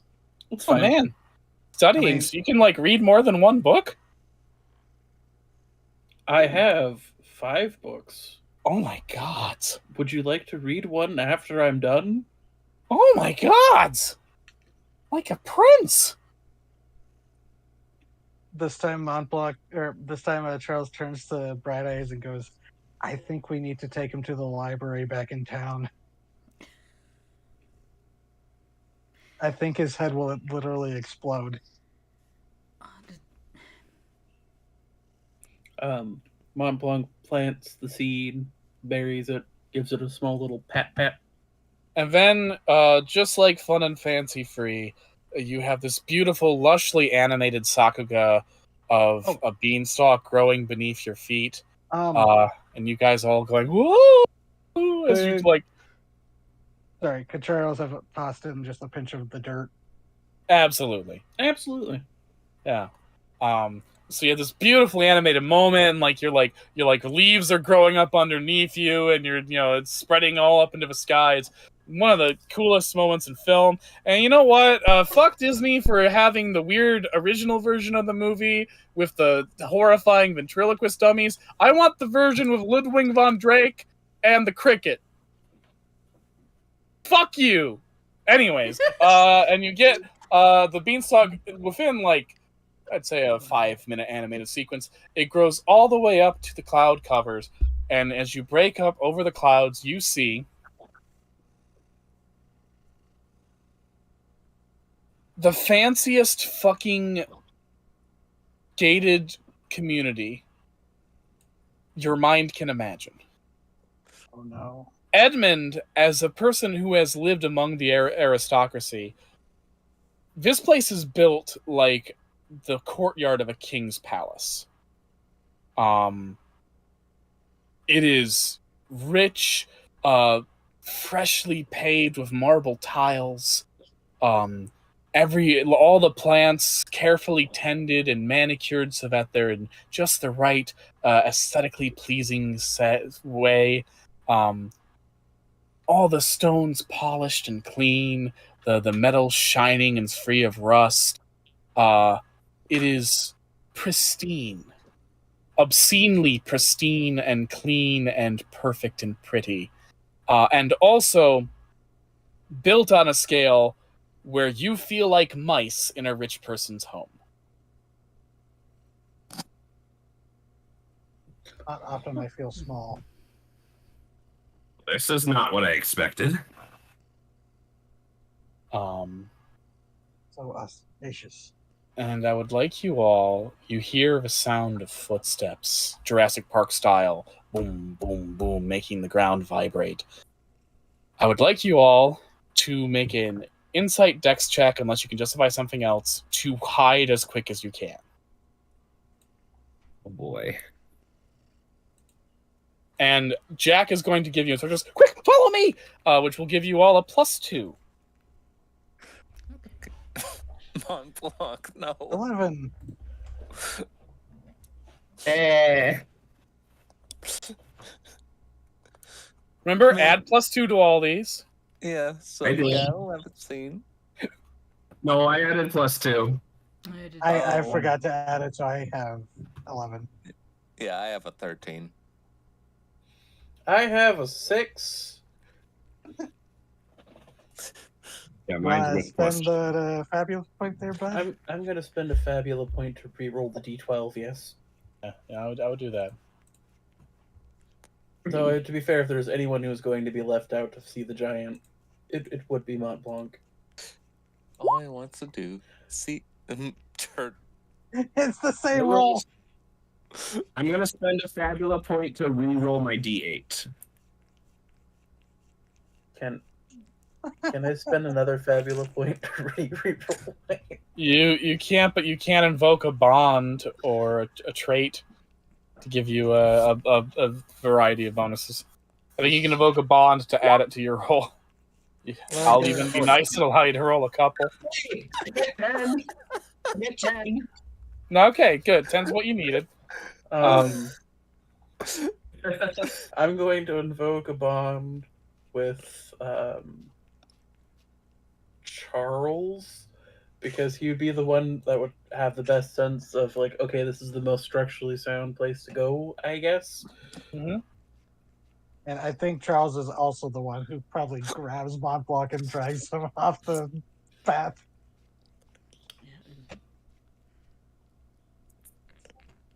If we And need how much to does- hit a 10, I better try the fabula myself. Right? Yeah. Otherwise, I'm Yep. gonna be sitting here. Yep, you don't want to get caught. Really surprised that Charles made it without Which needing to spend anything. rolled a d8? I figured I'd be It's the in same this mess the fucking moment. roll. All right, everyone have failed, which I think is Bright Eyes and Mont Blanc at Mont this Blanc. point. Mhm. Okay. I mean, unless Oh my god. Oh.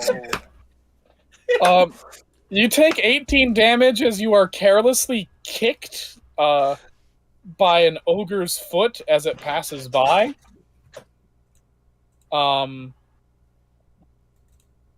Jesus Christ. And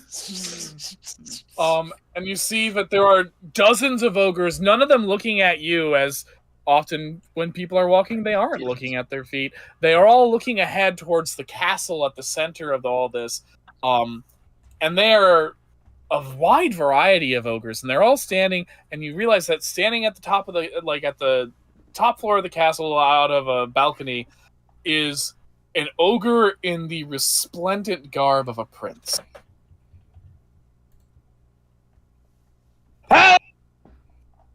Welcome, my powerful. friends! Was that too loud? Yeah. It's censored, Okay. yes. How fucking dare you, microphone? Allow me to be a ham. Hello, hello, hello. Welcome, dear friends. I, Prince Gollygaunt, welcome you all to my new coronation. And the ogres all roar and cheer. Thank you for coming from near and far. I see friends of the Jotun, all away from Germanor. I see our shepherd friends from down south in Mediterra, and even you lovely swamp folk. Thank you all for coming to my great day. Tonight we shall have a feast like none other, prepared by my best chefs. We shall talk of the future, not only of me, but of all ogre kind. For tonight, I have in my possession a crown upon which will sit a jewel, stolen from the little tinies below us, a jewel that will give me rule over the entire kingdom of Engelsix. Prince Gollygaunt is about to become king, and you're all gonna share the spoils. But first, we party! So come on in, you wankers! And Jack's like, okay, well, it seems pretty clear that's probably where the safe is. Why am I doing Simon? It's not Simon, it's Charlie Day. Come on, get your shit together. Okay, that seems like that's where the safe is. Can we get a fabula point, TT? Oh yeah, you absolutely get a fabulous point. That's the villain for this arc. I should remember to make that clear. Okay. So, mission start. Castle infiltration. Dun dun. So Montblanc's just be like, look, we're after that crown. Yeah. Yeah, So you're I'm guessing that's what was in the safe that they were so worried about. Yep. Come on, I'll lead the way. You guys follow my lead, and I'll get us in that castle. Perfect. Jack, with the swiftness of a mouse and the shrewdness of a rat, leads you through all sorts of back ways through the ogre's landscaping into a small little hole into the house, and you guys arrive here at the bottom of this map. Oh, so tiny.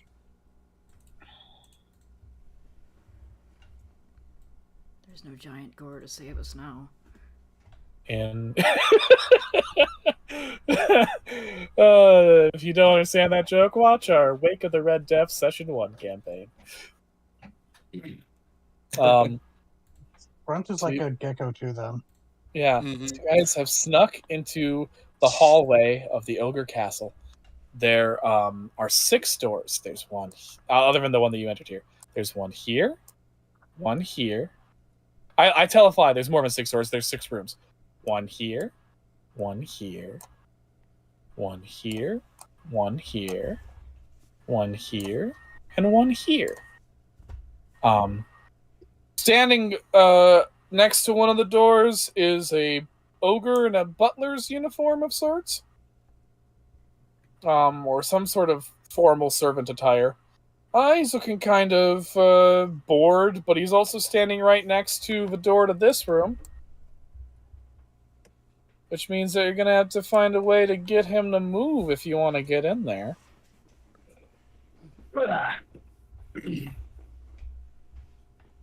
All right, guys. I've got an idea. Do you trust me? Sure. All right. Here we go, Jack. And he aims his slingshot. I'm going to hit that chandelier over there. And he points to a chandelier at the very end of the hall. And I'm going to knock it down. And that is going to distract him, and we can get into that room, okay? All All right. All right. Sounds like a And I trust you with my life.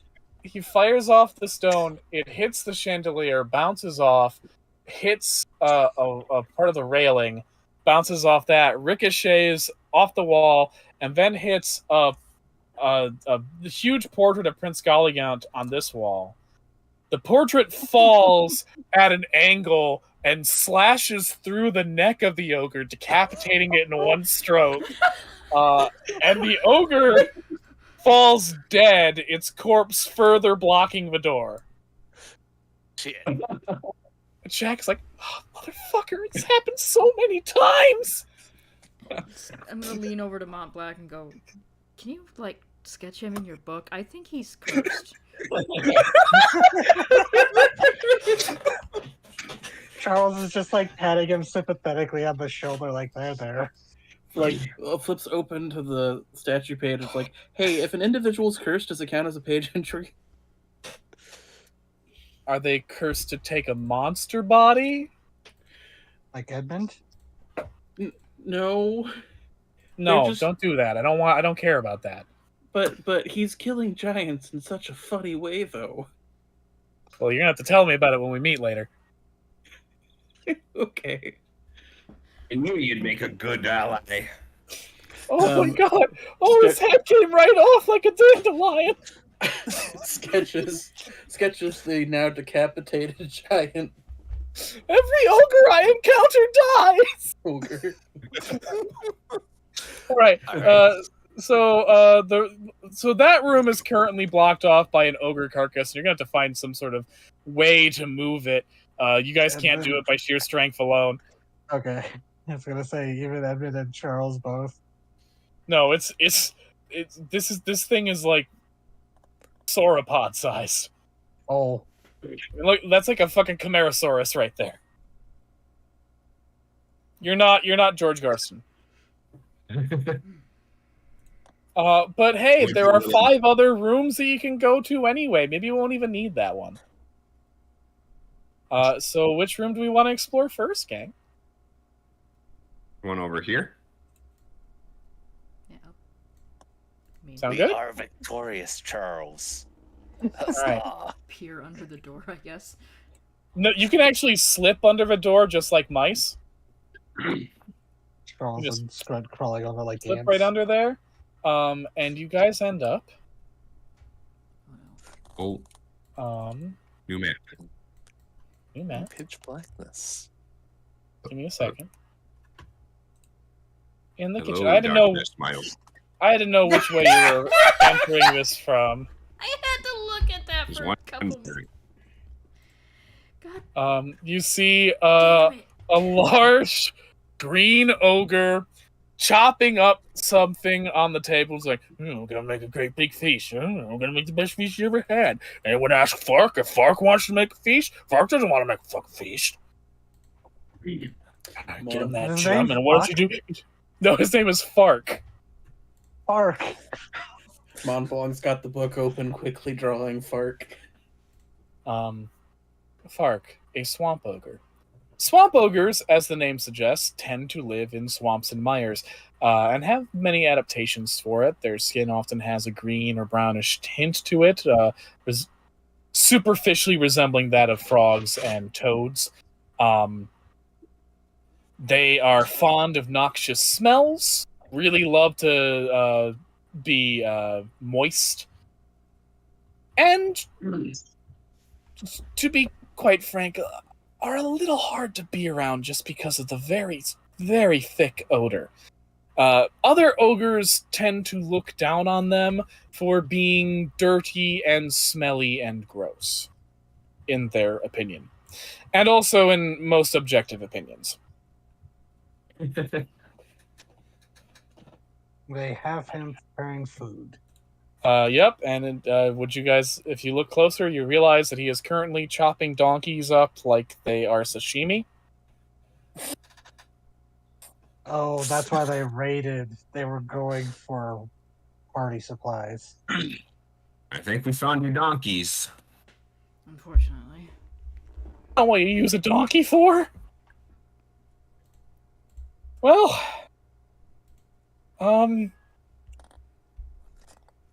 Don't. let's just move around him, maybe. Let's walk back out quietly. I mean, there might be some interesting stuff in here, and there are often little secret tunnels and stuff in ogre stuff that you can just use. So we might want to look around. Might have some For ways me. to get around that don't involve being in a big exposed hallway. Also, sorry to interrupt, but I'm being in like 4 minutes. I'm being forced to leave. Also, running at 10 today. Yeah, I'm sorry about that, guys. Or you guys can keep going on.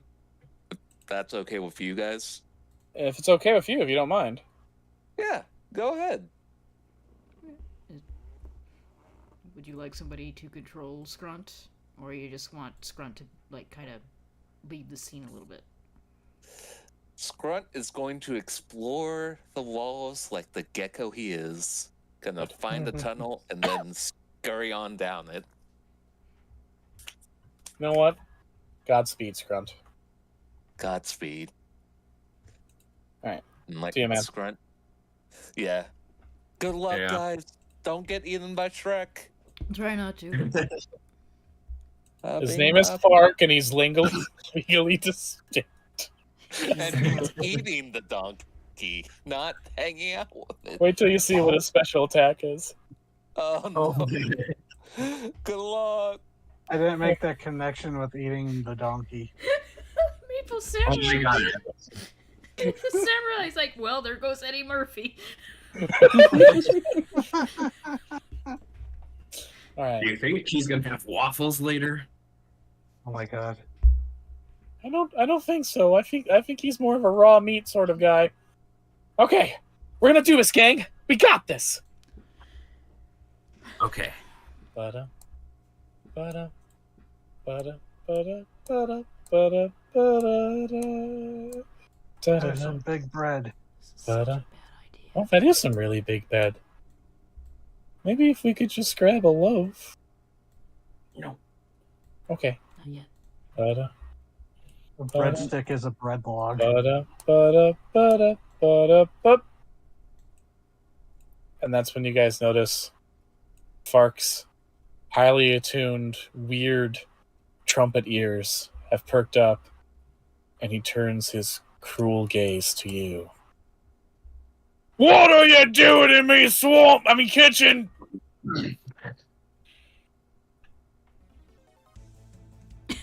Oh, Admiring the food? Alright. Oh, fuck! Oh, initiative, friends. Okay. Don't worry, Jack. I have complete faith in you. I should roll him into initiative too, I suppose.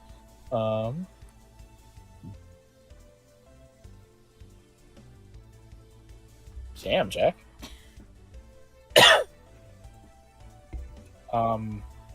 Okay, it turns out some of you were really ready to kill some giant. You win. You win the initiative order. Who wants to go first? I think it would be. I know it's normally not something an NPC should do. I think it would be funnier if Jack went first. All right. I agree. He takes out his giant slayer slingshot. Does what would normally be 15 damage, but because it is a giant, that's 30 damage. Jesus. Um, Shit. He's got like a fucking pebble in there, but when it hits the ogre, just a huge chunk of the ogre's shoulder is pulverized and bursts off, and he screams, "Ah!" Oh, that's loud. In horror. Sorry, I won't do that again. In No, horrible no, agony. that was Charles saying that in character. Oh fuck! Oh god! I mean, I'm sorry, man, but we are gonna kill you. No. Oh, you little shit! Oh, you little shit! He screams before he picks up one of his donkeys and throws it at you. Oh no. Donkey! Does he throws it at Jack specifically, and does 37 damage as he hits Jack with a fucking donkey. Jeez.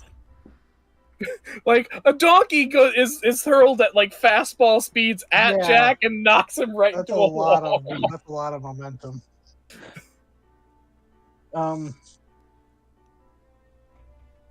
Jack is in Okay. crisis.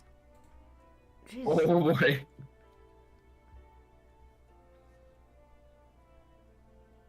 Okay, next. Maybe I should take my turn to guard Jack. Should I take my turn to guard Jack? I don't see why not. Yeah, go ahead. I don't want to step in front of anybody, but that feels like something I should protect the escort NPC. It's Yeah. not a bad idea. Jack is good at killing giants, but he is frail. Jack's a glass cannon.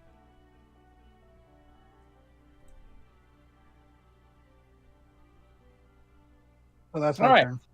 Then it's the giant's turn again. And he smiles and says, "Oh, I've got a gift for all of you." And then you hear a horrible toot noise.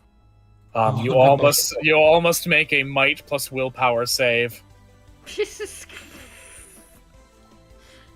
The difficulty level is 10. Endure. Oh no.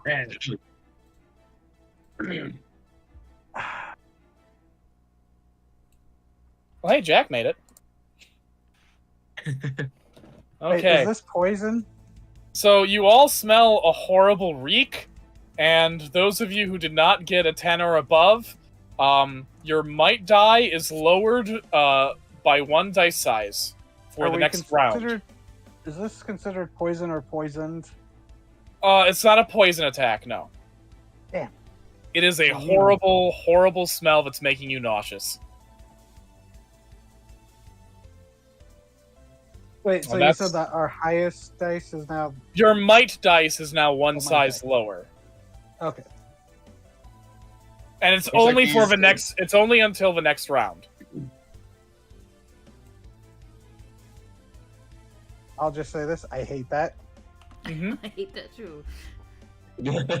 Well, I'm sorry, but sometimes you gotta fight Kongalala.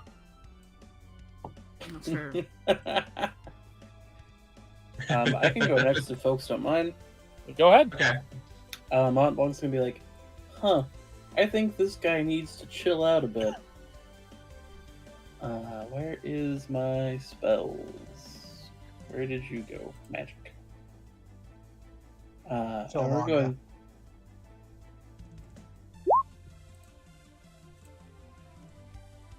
What is his magic defense? It's probably more than 3. His magic defense is 0. Oh, Fark sucks. Alright. So you only rolled 2 on an ice ball attack? Jesus. it's a D8. And I Okay. rolled a 2. But he suffers slow, so his dex is lower. That's Yes. important.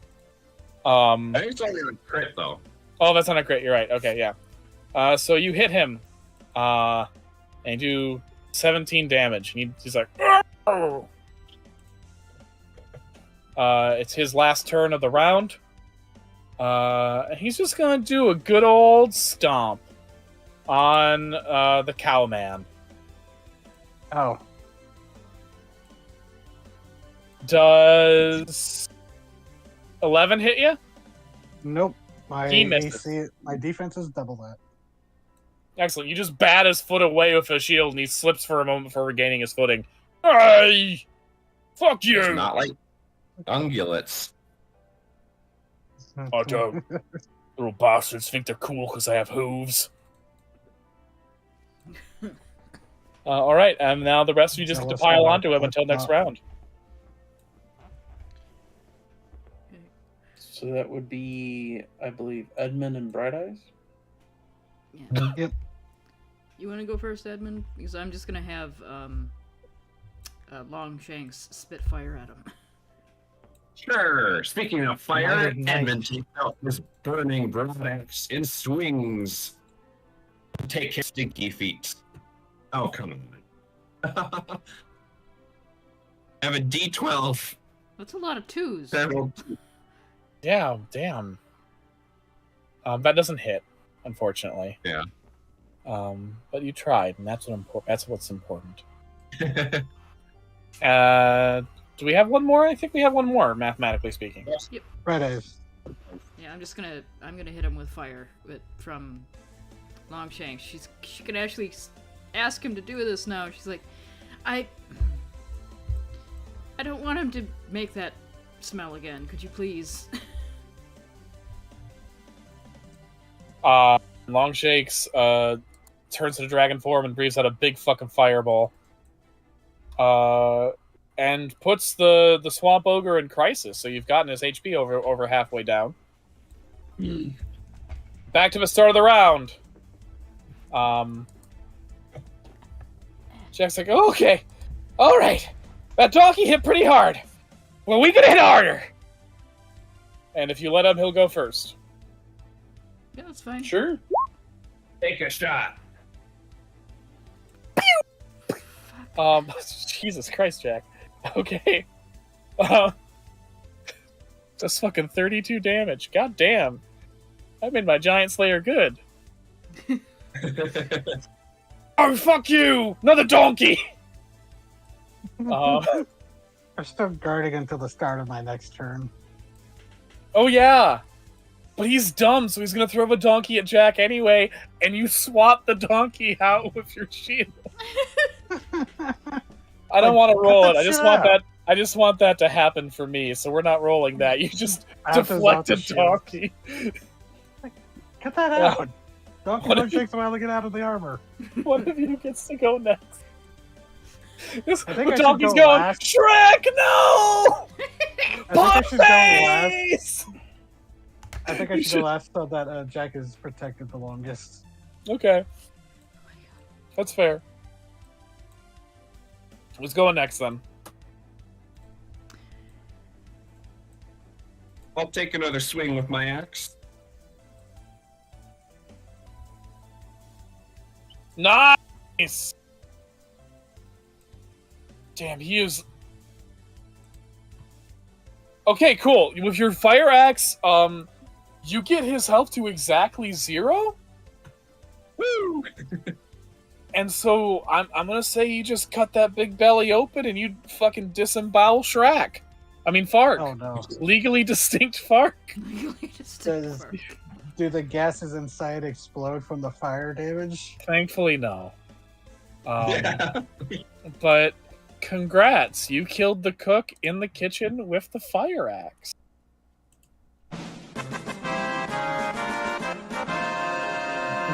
And we killed the butler in the hall with the grand painting. Oh no, we're just doing giant glue. Hey, there's a secret passage in here. Oh my god. That So was it's, bad. we're literally doing Clue, but it's if Clue, all the murders were committed by the mice on the walls. Do you guys take the secret passage? Yeah. I'll take the secret passage. Of course. Okay. Get me out of the kitchen Um, before I'm tempted to poison all the fucking ogres again. You did put Skeffa in the kitchen. So you guys end up here. Hey, who's that? Hello. Why am I not, like, surprised? You guys end up in some sort of study. You come out of a little mouse hole in the study, and next to it is like a giant-sized little lockbox. And currently trying to break into said lockbox is Leone Imbecile. If you lift it more to the left, Leone, you'll have an easier time. Oh, thanks, she says as she's smacking it with a hammer. When she goes, oh my gosh! It's you guys! And she goes up and she gives like all of you great big bear hugs. It's like, oh my god, man, I was just here to like rob. I'm trying to. The Jack voice is now addictive. I was just here to like rob these assholes of money. Oh, speaking of robbing, we have something that we made for you out of stuff we stole from your dad's place. And pull out the dragon bone plate. My god! You brought me a gift? I love you guys! And she hugs you all. And as she does, you guys, you see that Jack looks at this woman, and his pupils dilate a little bit. Oh no, she is a big woman. And he looks at her and like she notices him's like, yeah, what you need, Freckles? I'm sorry, it's just you have a really big presence. Oh my god. And Leone looks at him and is like, are you calling me fat? Apologies. No, not that there's anything wrong with a woman who's full-figured. In fact, I think some people find it preferable. No, I'm just saying that you're like really bold and brash, you know? Uh-huh. This is As a Jack. compliment. Oh. Who is this? This is Jack the Giant Slayer. We saw him decapitate a giant with one slingshot. Oh, so you mean he kills ogres and not that he is the world's largest murderer? Yes. Well, I mean, when the people are like gigantic, isn't it extra murder? I like to think that there are actually, people who've killed more people than I have. But by volume, that might be up for debate. Oh, God. I'm sorry, that was a bad thing to say out loud. Yeah, and then he leans against the big desk. Yeah, I'm Jack. Kill ogres sometimes. It's not a big deal. I don't set out to do it. It's just a thing that happens because I'm kind of good at it. Like, Mom Blanc just gives Leone a look, like, shrugs. Leone's like, So what are you guys doing here? Oh, that king feller who's throwing the party? Uh-huh. He's got a jewel. Yeah, he's got a crown jewel on his crown. Oh, that fucker. Yeah, so we're stealing his crown. Yeah, we can't let him have that. Well, let me get this chest open, and then we can go figure out where the jewel is. Would you like some help? You get here. Yeah. Can you aid in breaking into a giant chest? I mean, I have Picking it. a lot of decks, so I could lockpick. If that's a thing that you allow. Give it a try. I could just Double decks. shove my hands Difficulty in. level 15. And use Hornet as the lockpick. I could. That could break Hornet, though. Don't do that. Yeah, I don't want to do that. It's a stabbing knife, not a picking knife. 12. But isn't Oh. picking a type of stabbing in terms of ice pick? Right, continue. Jack watches all this, and he's like, okay, let me just... And he gets out his crowbar and his special tools, and he begins picking the lock. As he does, Leone's like, oh, nice form. And he gets the lock unlocked. You guys open it up, and you find however many Zenit I put in there.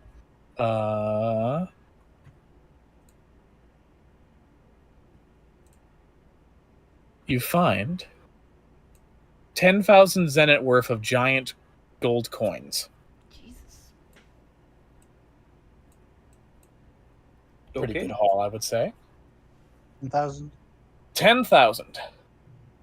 And we can Oh, that's just fit enough this for stuff on us. Soul sealing box. Mm-hmm. You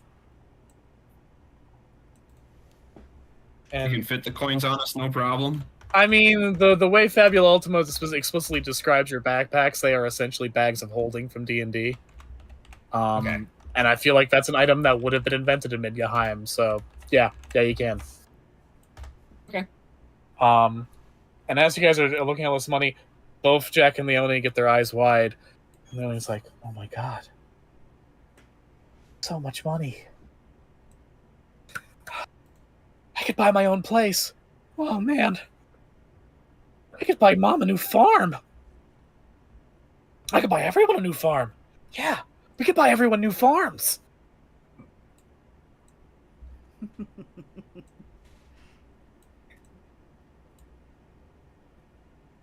Mom Blanc leans into Bright Eyes like, they're a lot alike, aren't they? They are. Tell you what, both of you, go ahead and split my take between the both of you. I have no need of it. Are you sure? Yeah, I mean, there's plenty to go around, but no, I'll be fine. Well, it's only happenstance we're here. If you think about that, that's a lot of seeds. That's a lot of livestock. People could live in 2-story houses. Oh, 2-story houses are the shit. Let me tell you. Oh, you've lived in one before? Yeah. So are you like rich? It's sort of a complicated question. Oh. And they continue to chatter. Meanwhile, you guys are in this study. You search around for a bit. Luckily, there's no ogres in it, unfortunately. Most of what's in here is just, there's some papers talking about ogre politics, letters to various ogres from across Midgahheim, and inviting them to come see Prince Golligaunt's great big coronation.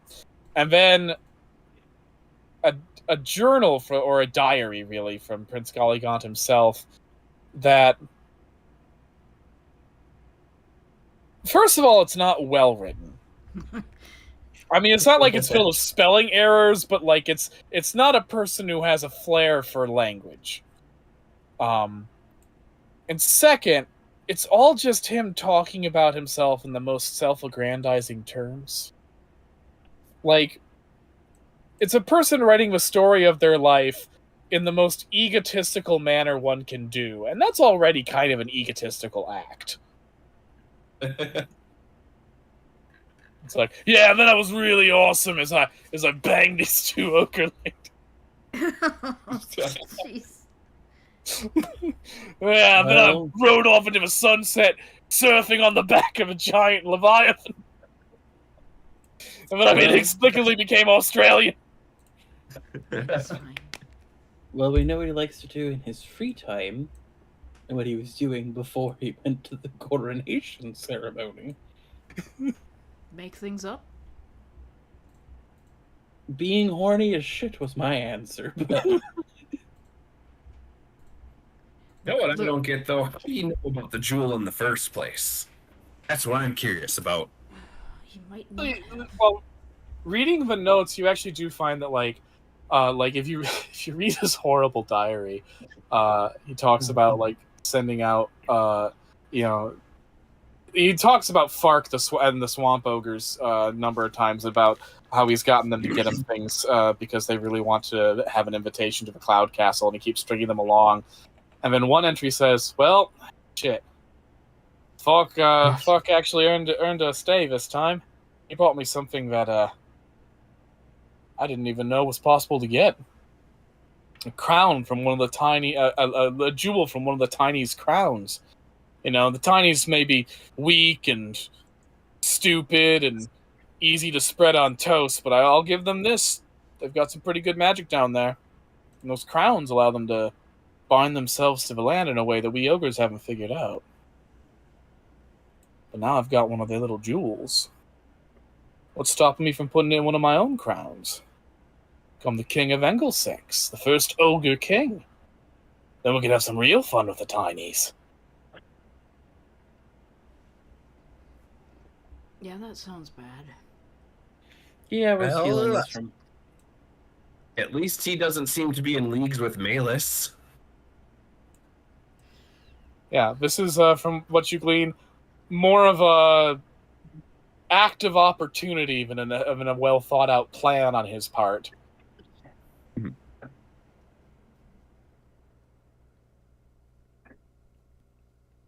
And here I thought they were just going to bring me donkeys for wine.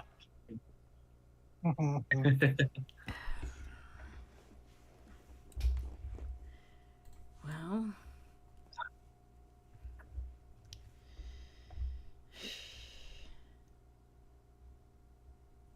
This seems like his study. You think he would come back here? We might be able to just get him alone in here.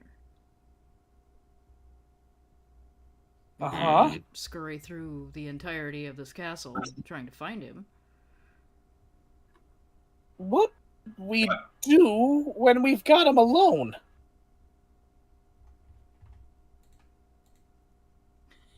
She just kind of. Do you want me to break the news? Oh, you want me to kill him, don't you? You want me to? Oh no, we're all giant going to killer. kill him. No, We're Okay. all going to kill Or him. the It'll be a giant kill him, team huh? effort. I mean, that is what you It'll be a do, team right? effort. You're Jack the Giant Killer? Or Giant Slayer? Murderer, yeah, I'm Jack the Giant Murderer. Well, to be fair, in this situation, unlike the other ones which were accidents, this one would be willing, because he's threatening the safety of everybody's homes and future. So even if you steal the gold coins, he's just going to come back and take that wealth back straight out of your hands if you don't do anything.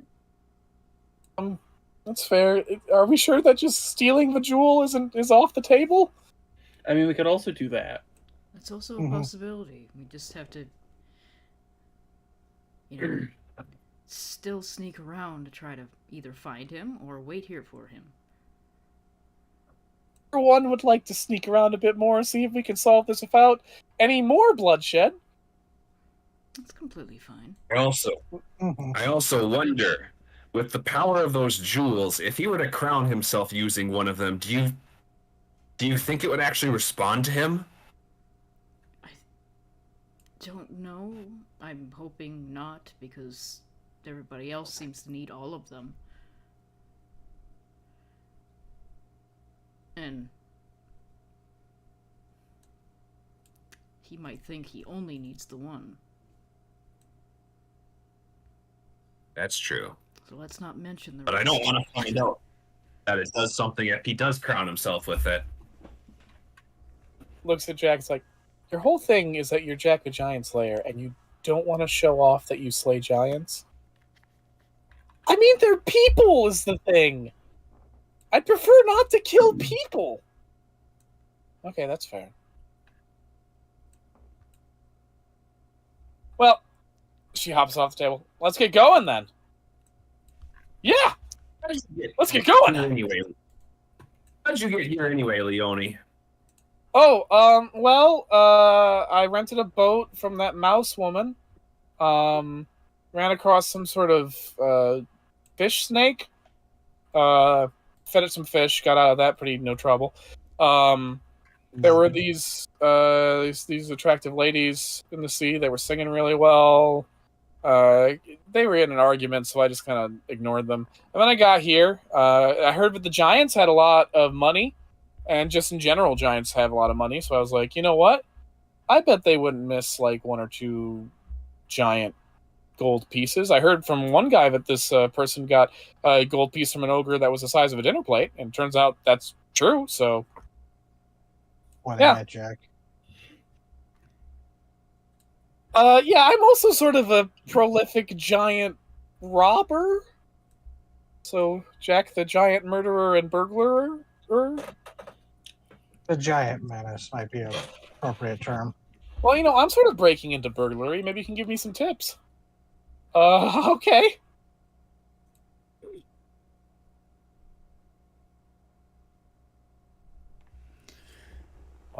And do we return to the hall? Yep. Okay. So you are now in. You enter from this top left-hand corner. You exit out of this room. That was a weird tunnel. Yeah, like I said, you know, you follow the little secret passageways, you can get all sorts of places.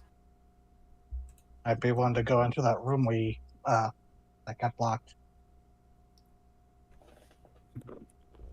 Get rid of the Well, if ghosts. that's here. the case, then I would think the door over here maybe will have a passage. Maybe it's parallel. All right, let's try to get in there. You guys try the door, and it is locked. And the lock is roughly 40 feet above your heads. Is this door big enough to slide under like the other one? Unfortunately, it is not. There's some sort of thick carpet there. Now, if you had the flexible skeleton of a rat, maybe, but unfortunately, you have the inflexible skeleton of a man. And a minotaur. Well, what happens if one puts a barnacle goose? Wah, wah. Barnaby doesn't like going places alone.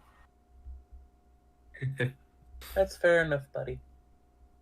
Is this door locked? Door is not. Peek inside. All right. Do, do, do, do, Do, do, do, do, do, do, do, do. Oh, So you are We peeking picked the wrong- inside right here, and you see that inside is a huge giant with icy blue skin, white hair, and the fur-trimmed armor of a Germanorian warrior. He's currently admiring the enormous stuffed head of some sort of gargantuan bear, and he is not noticing you guys sneak into the room. oh, we're going in. Well, I mean, you're taking a look-see, so you have to be in at least a little. It's a giant pirate.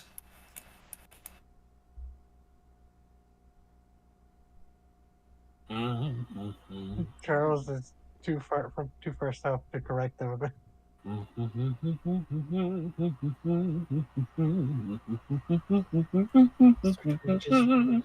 Or Oh my god. So I don't think we're gonna sneak around this one. But we could just leave. To Jotun? We do not want to fight a Jotun. Yeah, let's back up. They fight gods. Yeah, let's just back out the way we came. It's just, you guys get out. We'll get out. I'll make sure you've got the way. Jack, Leonie does not have to be told twice. She is out of there. Montmorg spends like that half second long enough to get enough information for the sketch. Jotun, also called frost giants or frost ogres. Jotun are native to the land of Germanor. They are perhaps the most powerful species of ogre. While not the largest, although there are some that could very well claim that title, some individuals that could very well claim that title, Jotuns have an extremely potent mastery of magic for an ogre. And many ogres are very gifted spellcasters. In fact, Jotuns are so in tune with magic, both in the subconscious way of most arcane creatures and the conscious way of wizards, that they frequently challenge the gods of Germanor, known as the Aesir, and manage to live and tell the tale. Would that count as like one of the random powerful enemies? Actually, no, this is just one of the normal mini bosses for this arc. The mountain ogre is technically stronger than this particular Jotun. Okay. So the next room would be this one, unless we can find a way to unlock this one. That is true. So we want to go to the only other room that we can go to that we haven't seen yet. Makes sense to me. I'm just gonna move you all here. There you are. Yeah. Charles somehow got moved there. That's strange. Okay. Well, that's because I had moved him myself while he had already selected him, so he got moved with the group. Okay. I think that's how I accidentally sent Rayan across the map one time. So you guys sneak into this library.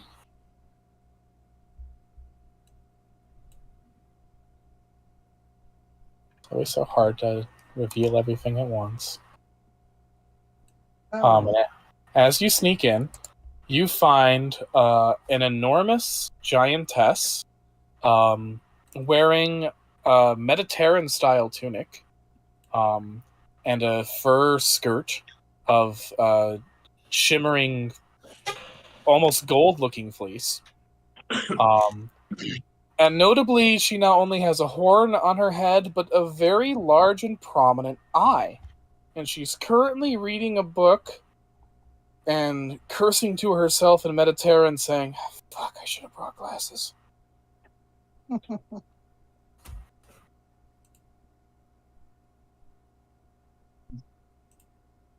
Charles recognizes. I mean, obviously, it's a Cyclops. He's lived with some. You specifically. So the big thing about Cyclopses is that there are two particular lines of Cyclopses or Cyclope. The original Cyclopses, the trio, were technically Titans, and those are the ones that work as the Forge Masters of the gods. Yeah. They were. And then right? There are the lesser Cyclopes, the children of Poseidon, the ones who are shepherds, and occasionally man-eating cannibals. And from what you know, she is definitely a lesser Cyclope. Or lesser Cyclops. Yeah, you know, the funny thing is, earlier when we were walking up to the cave and the island, I'm like, careful, if we see a bunch of sheep in there, we should just leave and not bother whoever's house that is. Again, sadly, I apologize for not having finished art of all these guys, but you can at least look at the pretty line art. For Fark, son of Clem. The sprites also look really good, too. Yeah. Thanks to DZ for coloring them. We have Thulsatia, the giant, the Cyclops, and Utgar Thrym, the Jotun. Charles kind of wants to talk to her, but hey, man, you can risk it. She's just reading a book in a then- library. Charles would then just look to the group and be like, I kind of want to talk to her. It's been besides the Sphinx and the Gorgon, she's the first person from Mediterra that Mediterran person that I've seen since here. Hey, go for it. I've talked to a lot of the ogre women, and they're all really nice and beautiful and tall and Jack.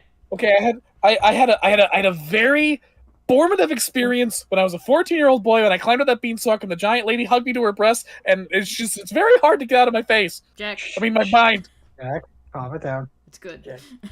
Leonie was like, I- Leonie looks at him and was like, "You're a little freak, ain't you?"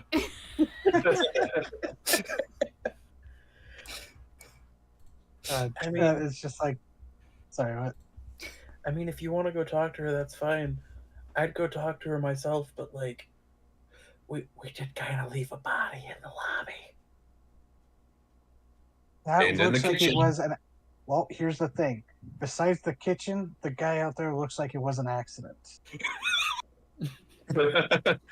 Now, I'll go distract her by talking. You look for any mouse holes. Although I'm Okay. afraid to run into these rats that made them. Yeah. I would rather not. I Oh, think this crevice might have some things. Yeah, I bet you know all about giant crevices, don't you, Jack? Charles will try to climb up. And Bryce also, has like, to I was look walking away and by. bite her lip at that. Charles will be like, Mont Blanc, you want to climb up and look at the books? Yes, the books.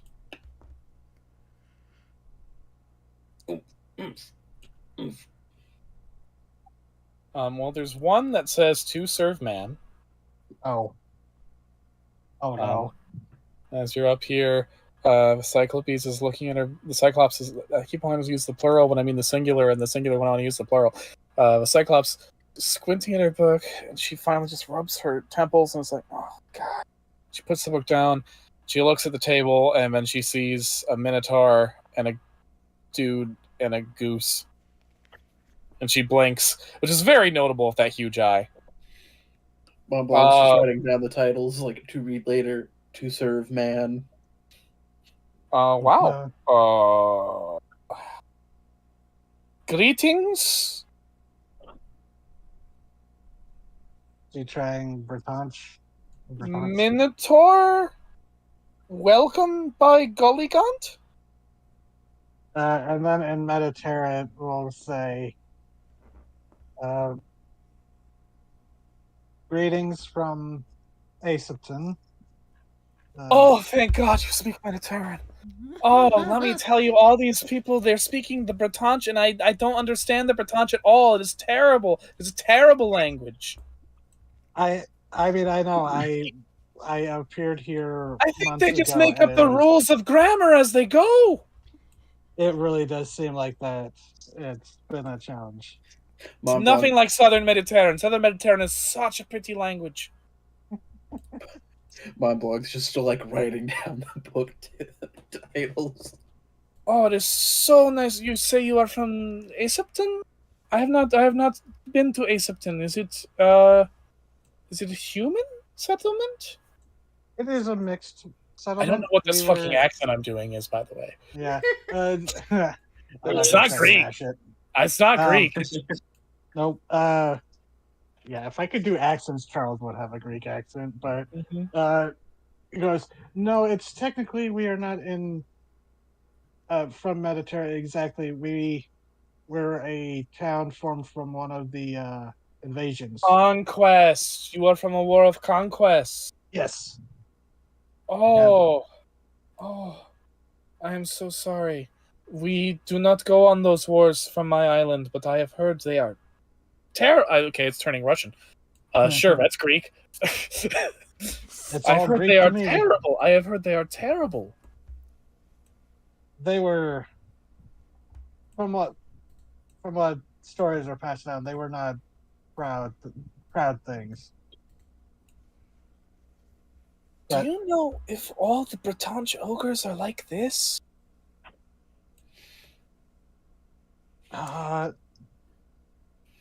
kind of shrugs, does that like gesture with his hand. The books. not- I like the library. Lots of books here. I only have very few books at home, but this place is so big. Yes, and Charles, the rat size by comparison, Minotaur looks around. It is very shockingly big.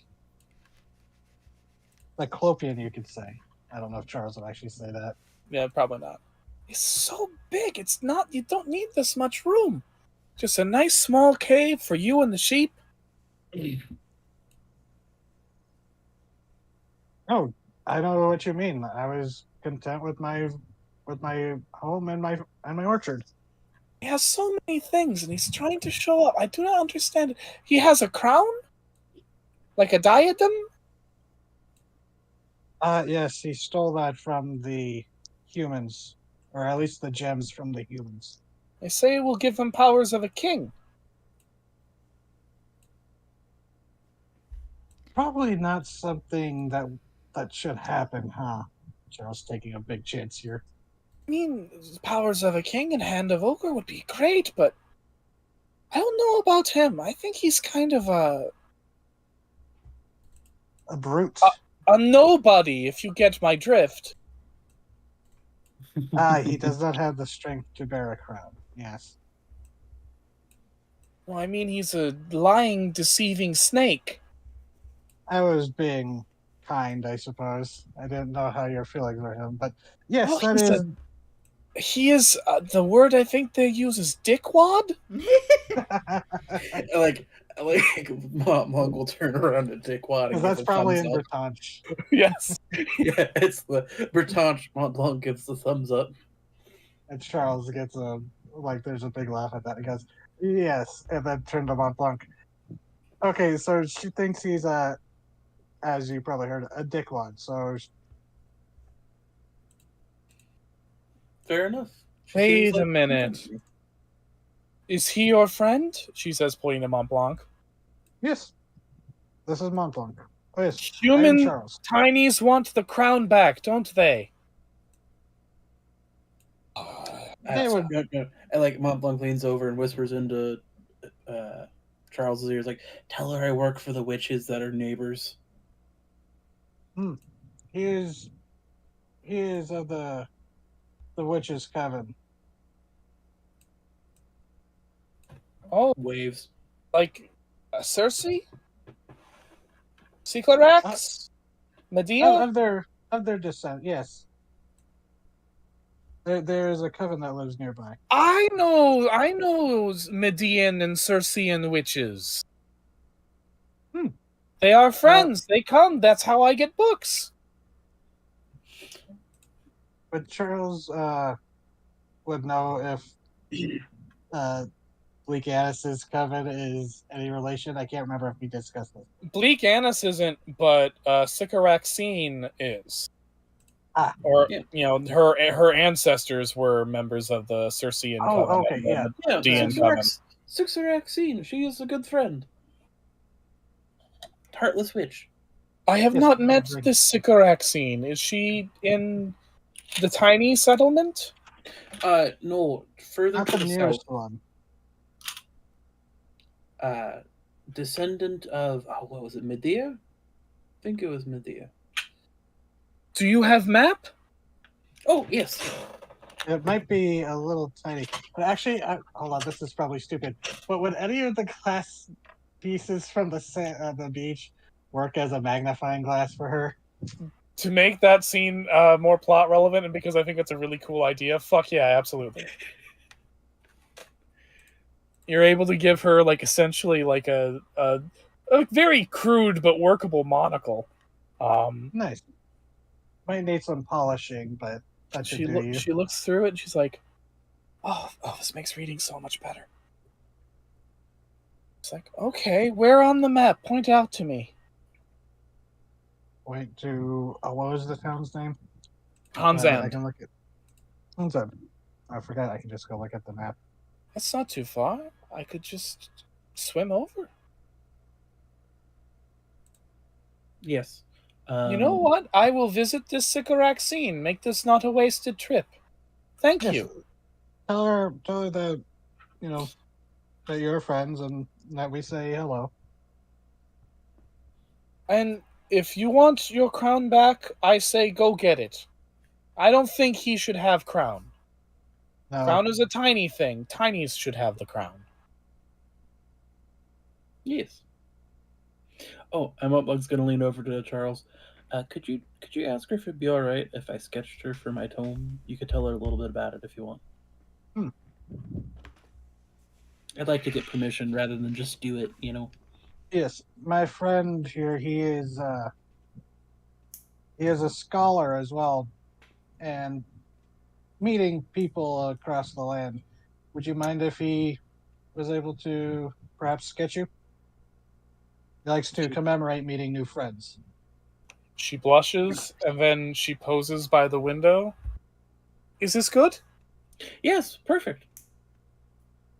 And I will sketch out our wonderful new Cyclops friend. It's the magic All right, eyes is back there holding back Jack and going, no, Jack, no. Oh, his eyes are set elsewhere. That's fair.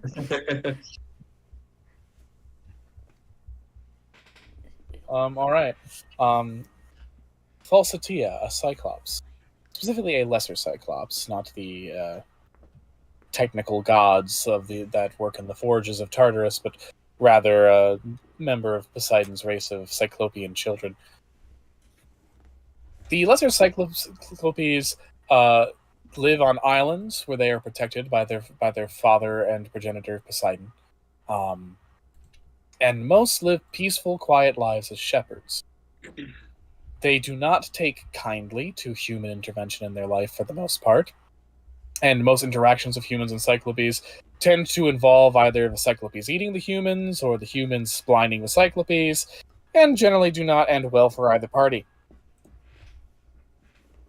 No real attempts to broker peace with the Cyclopes have occurred throughout all of Mediterra's history.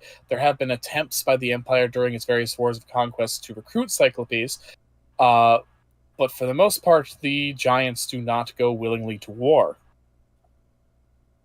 There are a few rare occasions where one or two Cyclopes have been kidnapped and forced into slavery, in which point they create incredibly vicious warriors, but ones that are unpredictable and hard to control. For the most part, Cyclopes seem content to live the simple life of a farmer and shepherd. They would be looked down upon by ogres outside of Mediterra were it not for the fact that they were so divinely favored by their god and patron. Most ogres live in staunch opposition to the gods in their country, and so cannot help but look at the Cyclopes certain degree of envy. For while the Cyclopes may live simple lives, they also live pleasant and safe lives, which most ogres cannot claim.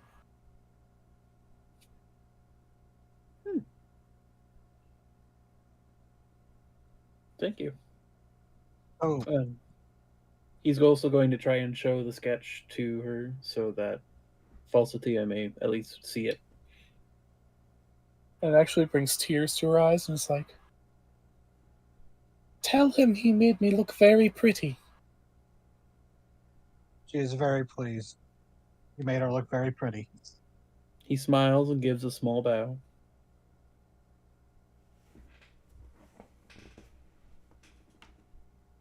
And all right. You guys befriended a giant. You did. Yay. I was say, them being simple farmers and shepherds, no wonder Charles was able to bond so well. Having noticed you guys have been holding a conversation for a while, Jack climbs up to the table and is like, okay, so I have not found a secret entrance in this room. So we're going to have to go out the door and move the body that way. And he looks and sees the giant woman and is like, Yes. And Leonie sees him looking at the giant woman and is like,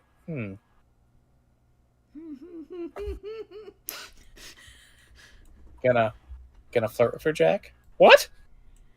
And like Bob just puts a hand on the shoulder. It's like, this is Falsatia. She is a friend. but I think she would like to go back to her reading, like making direct eye contact with the look at Jack. I mean, if she's a friend, can she maybe lift that big body in the hallway?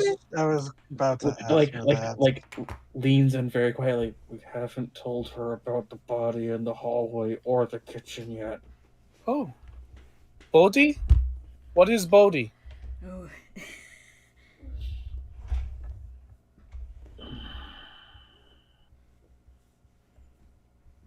Charles, you want to field this one? I tried. That was me like trying to think. Well, there's I could either lie or tell the truth because I did actually consider asking her for help, but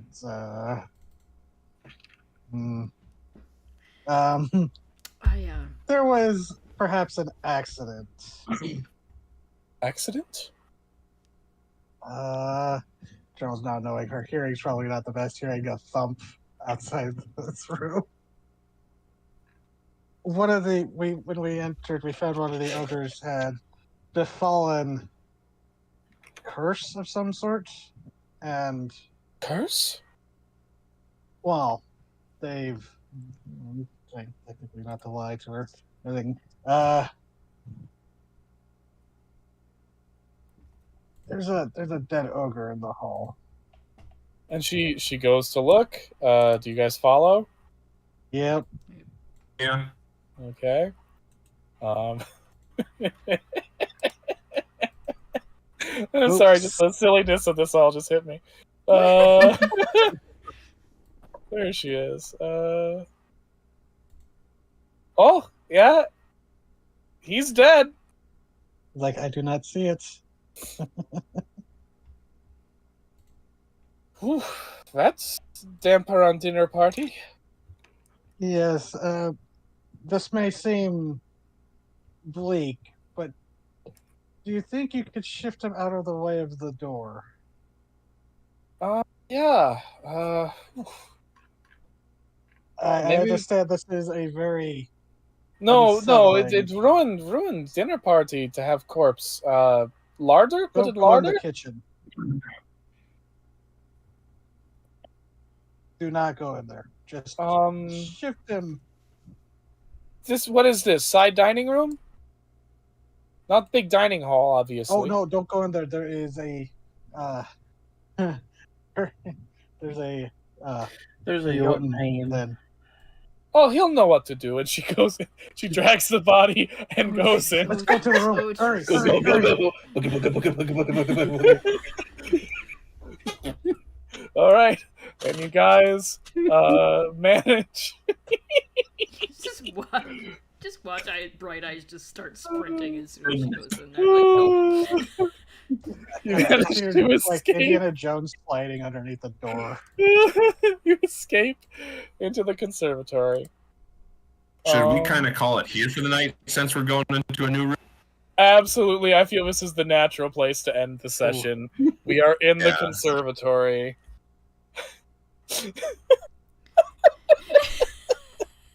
Oh, I love how this turned out. I hope she doesn't get in trouble. Okay. Do you want to describe the room before I stop, or you just want to end it? You guys end up in a beautiful, lush indoor garden with some of the most enormous flowers and potted plants you have ever seen. In fact, some of them are very clearly trees. And you will explore this room next time on No Small Feat.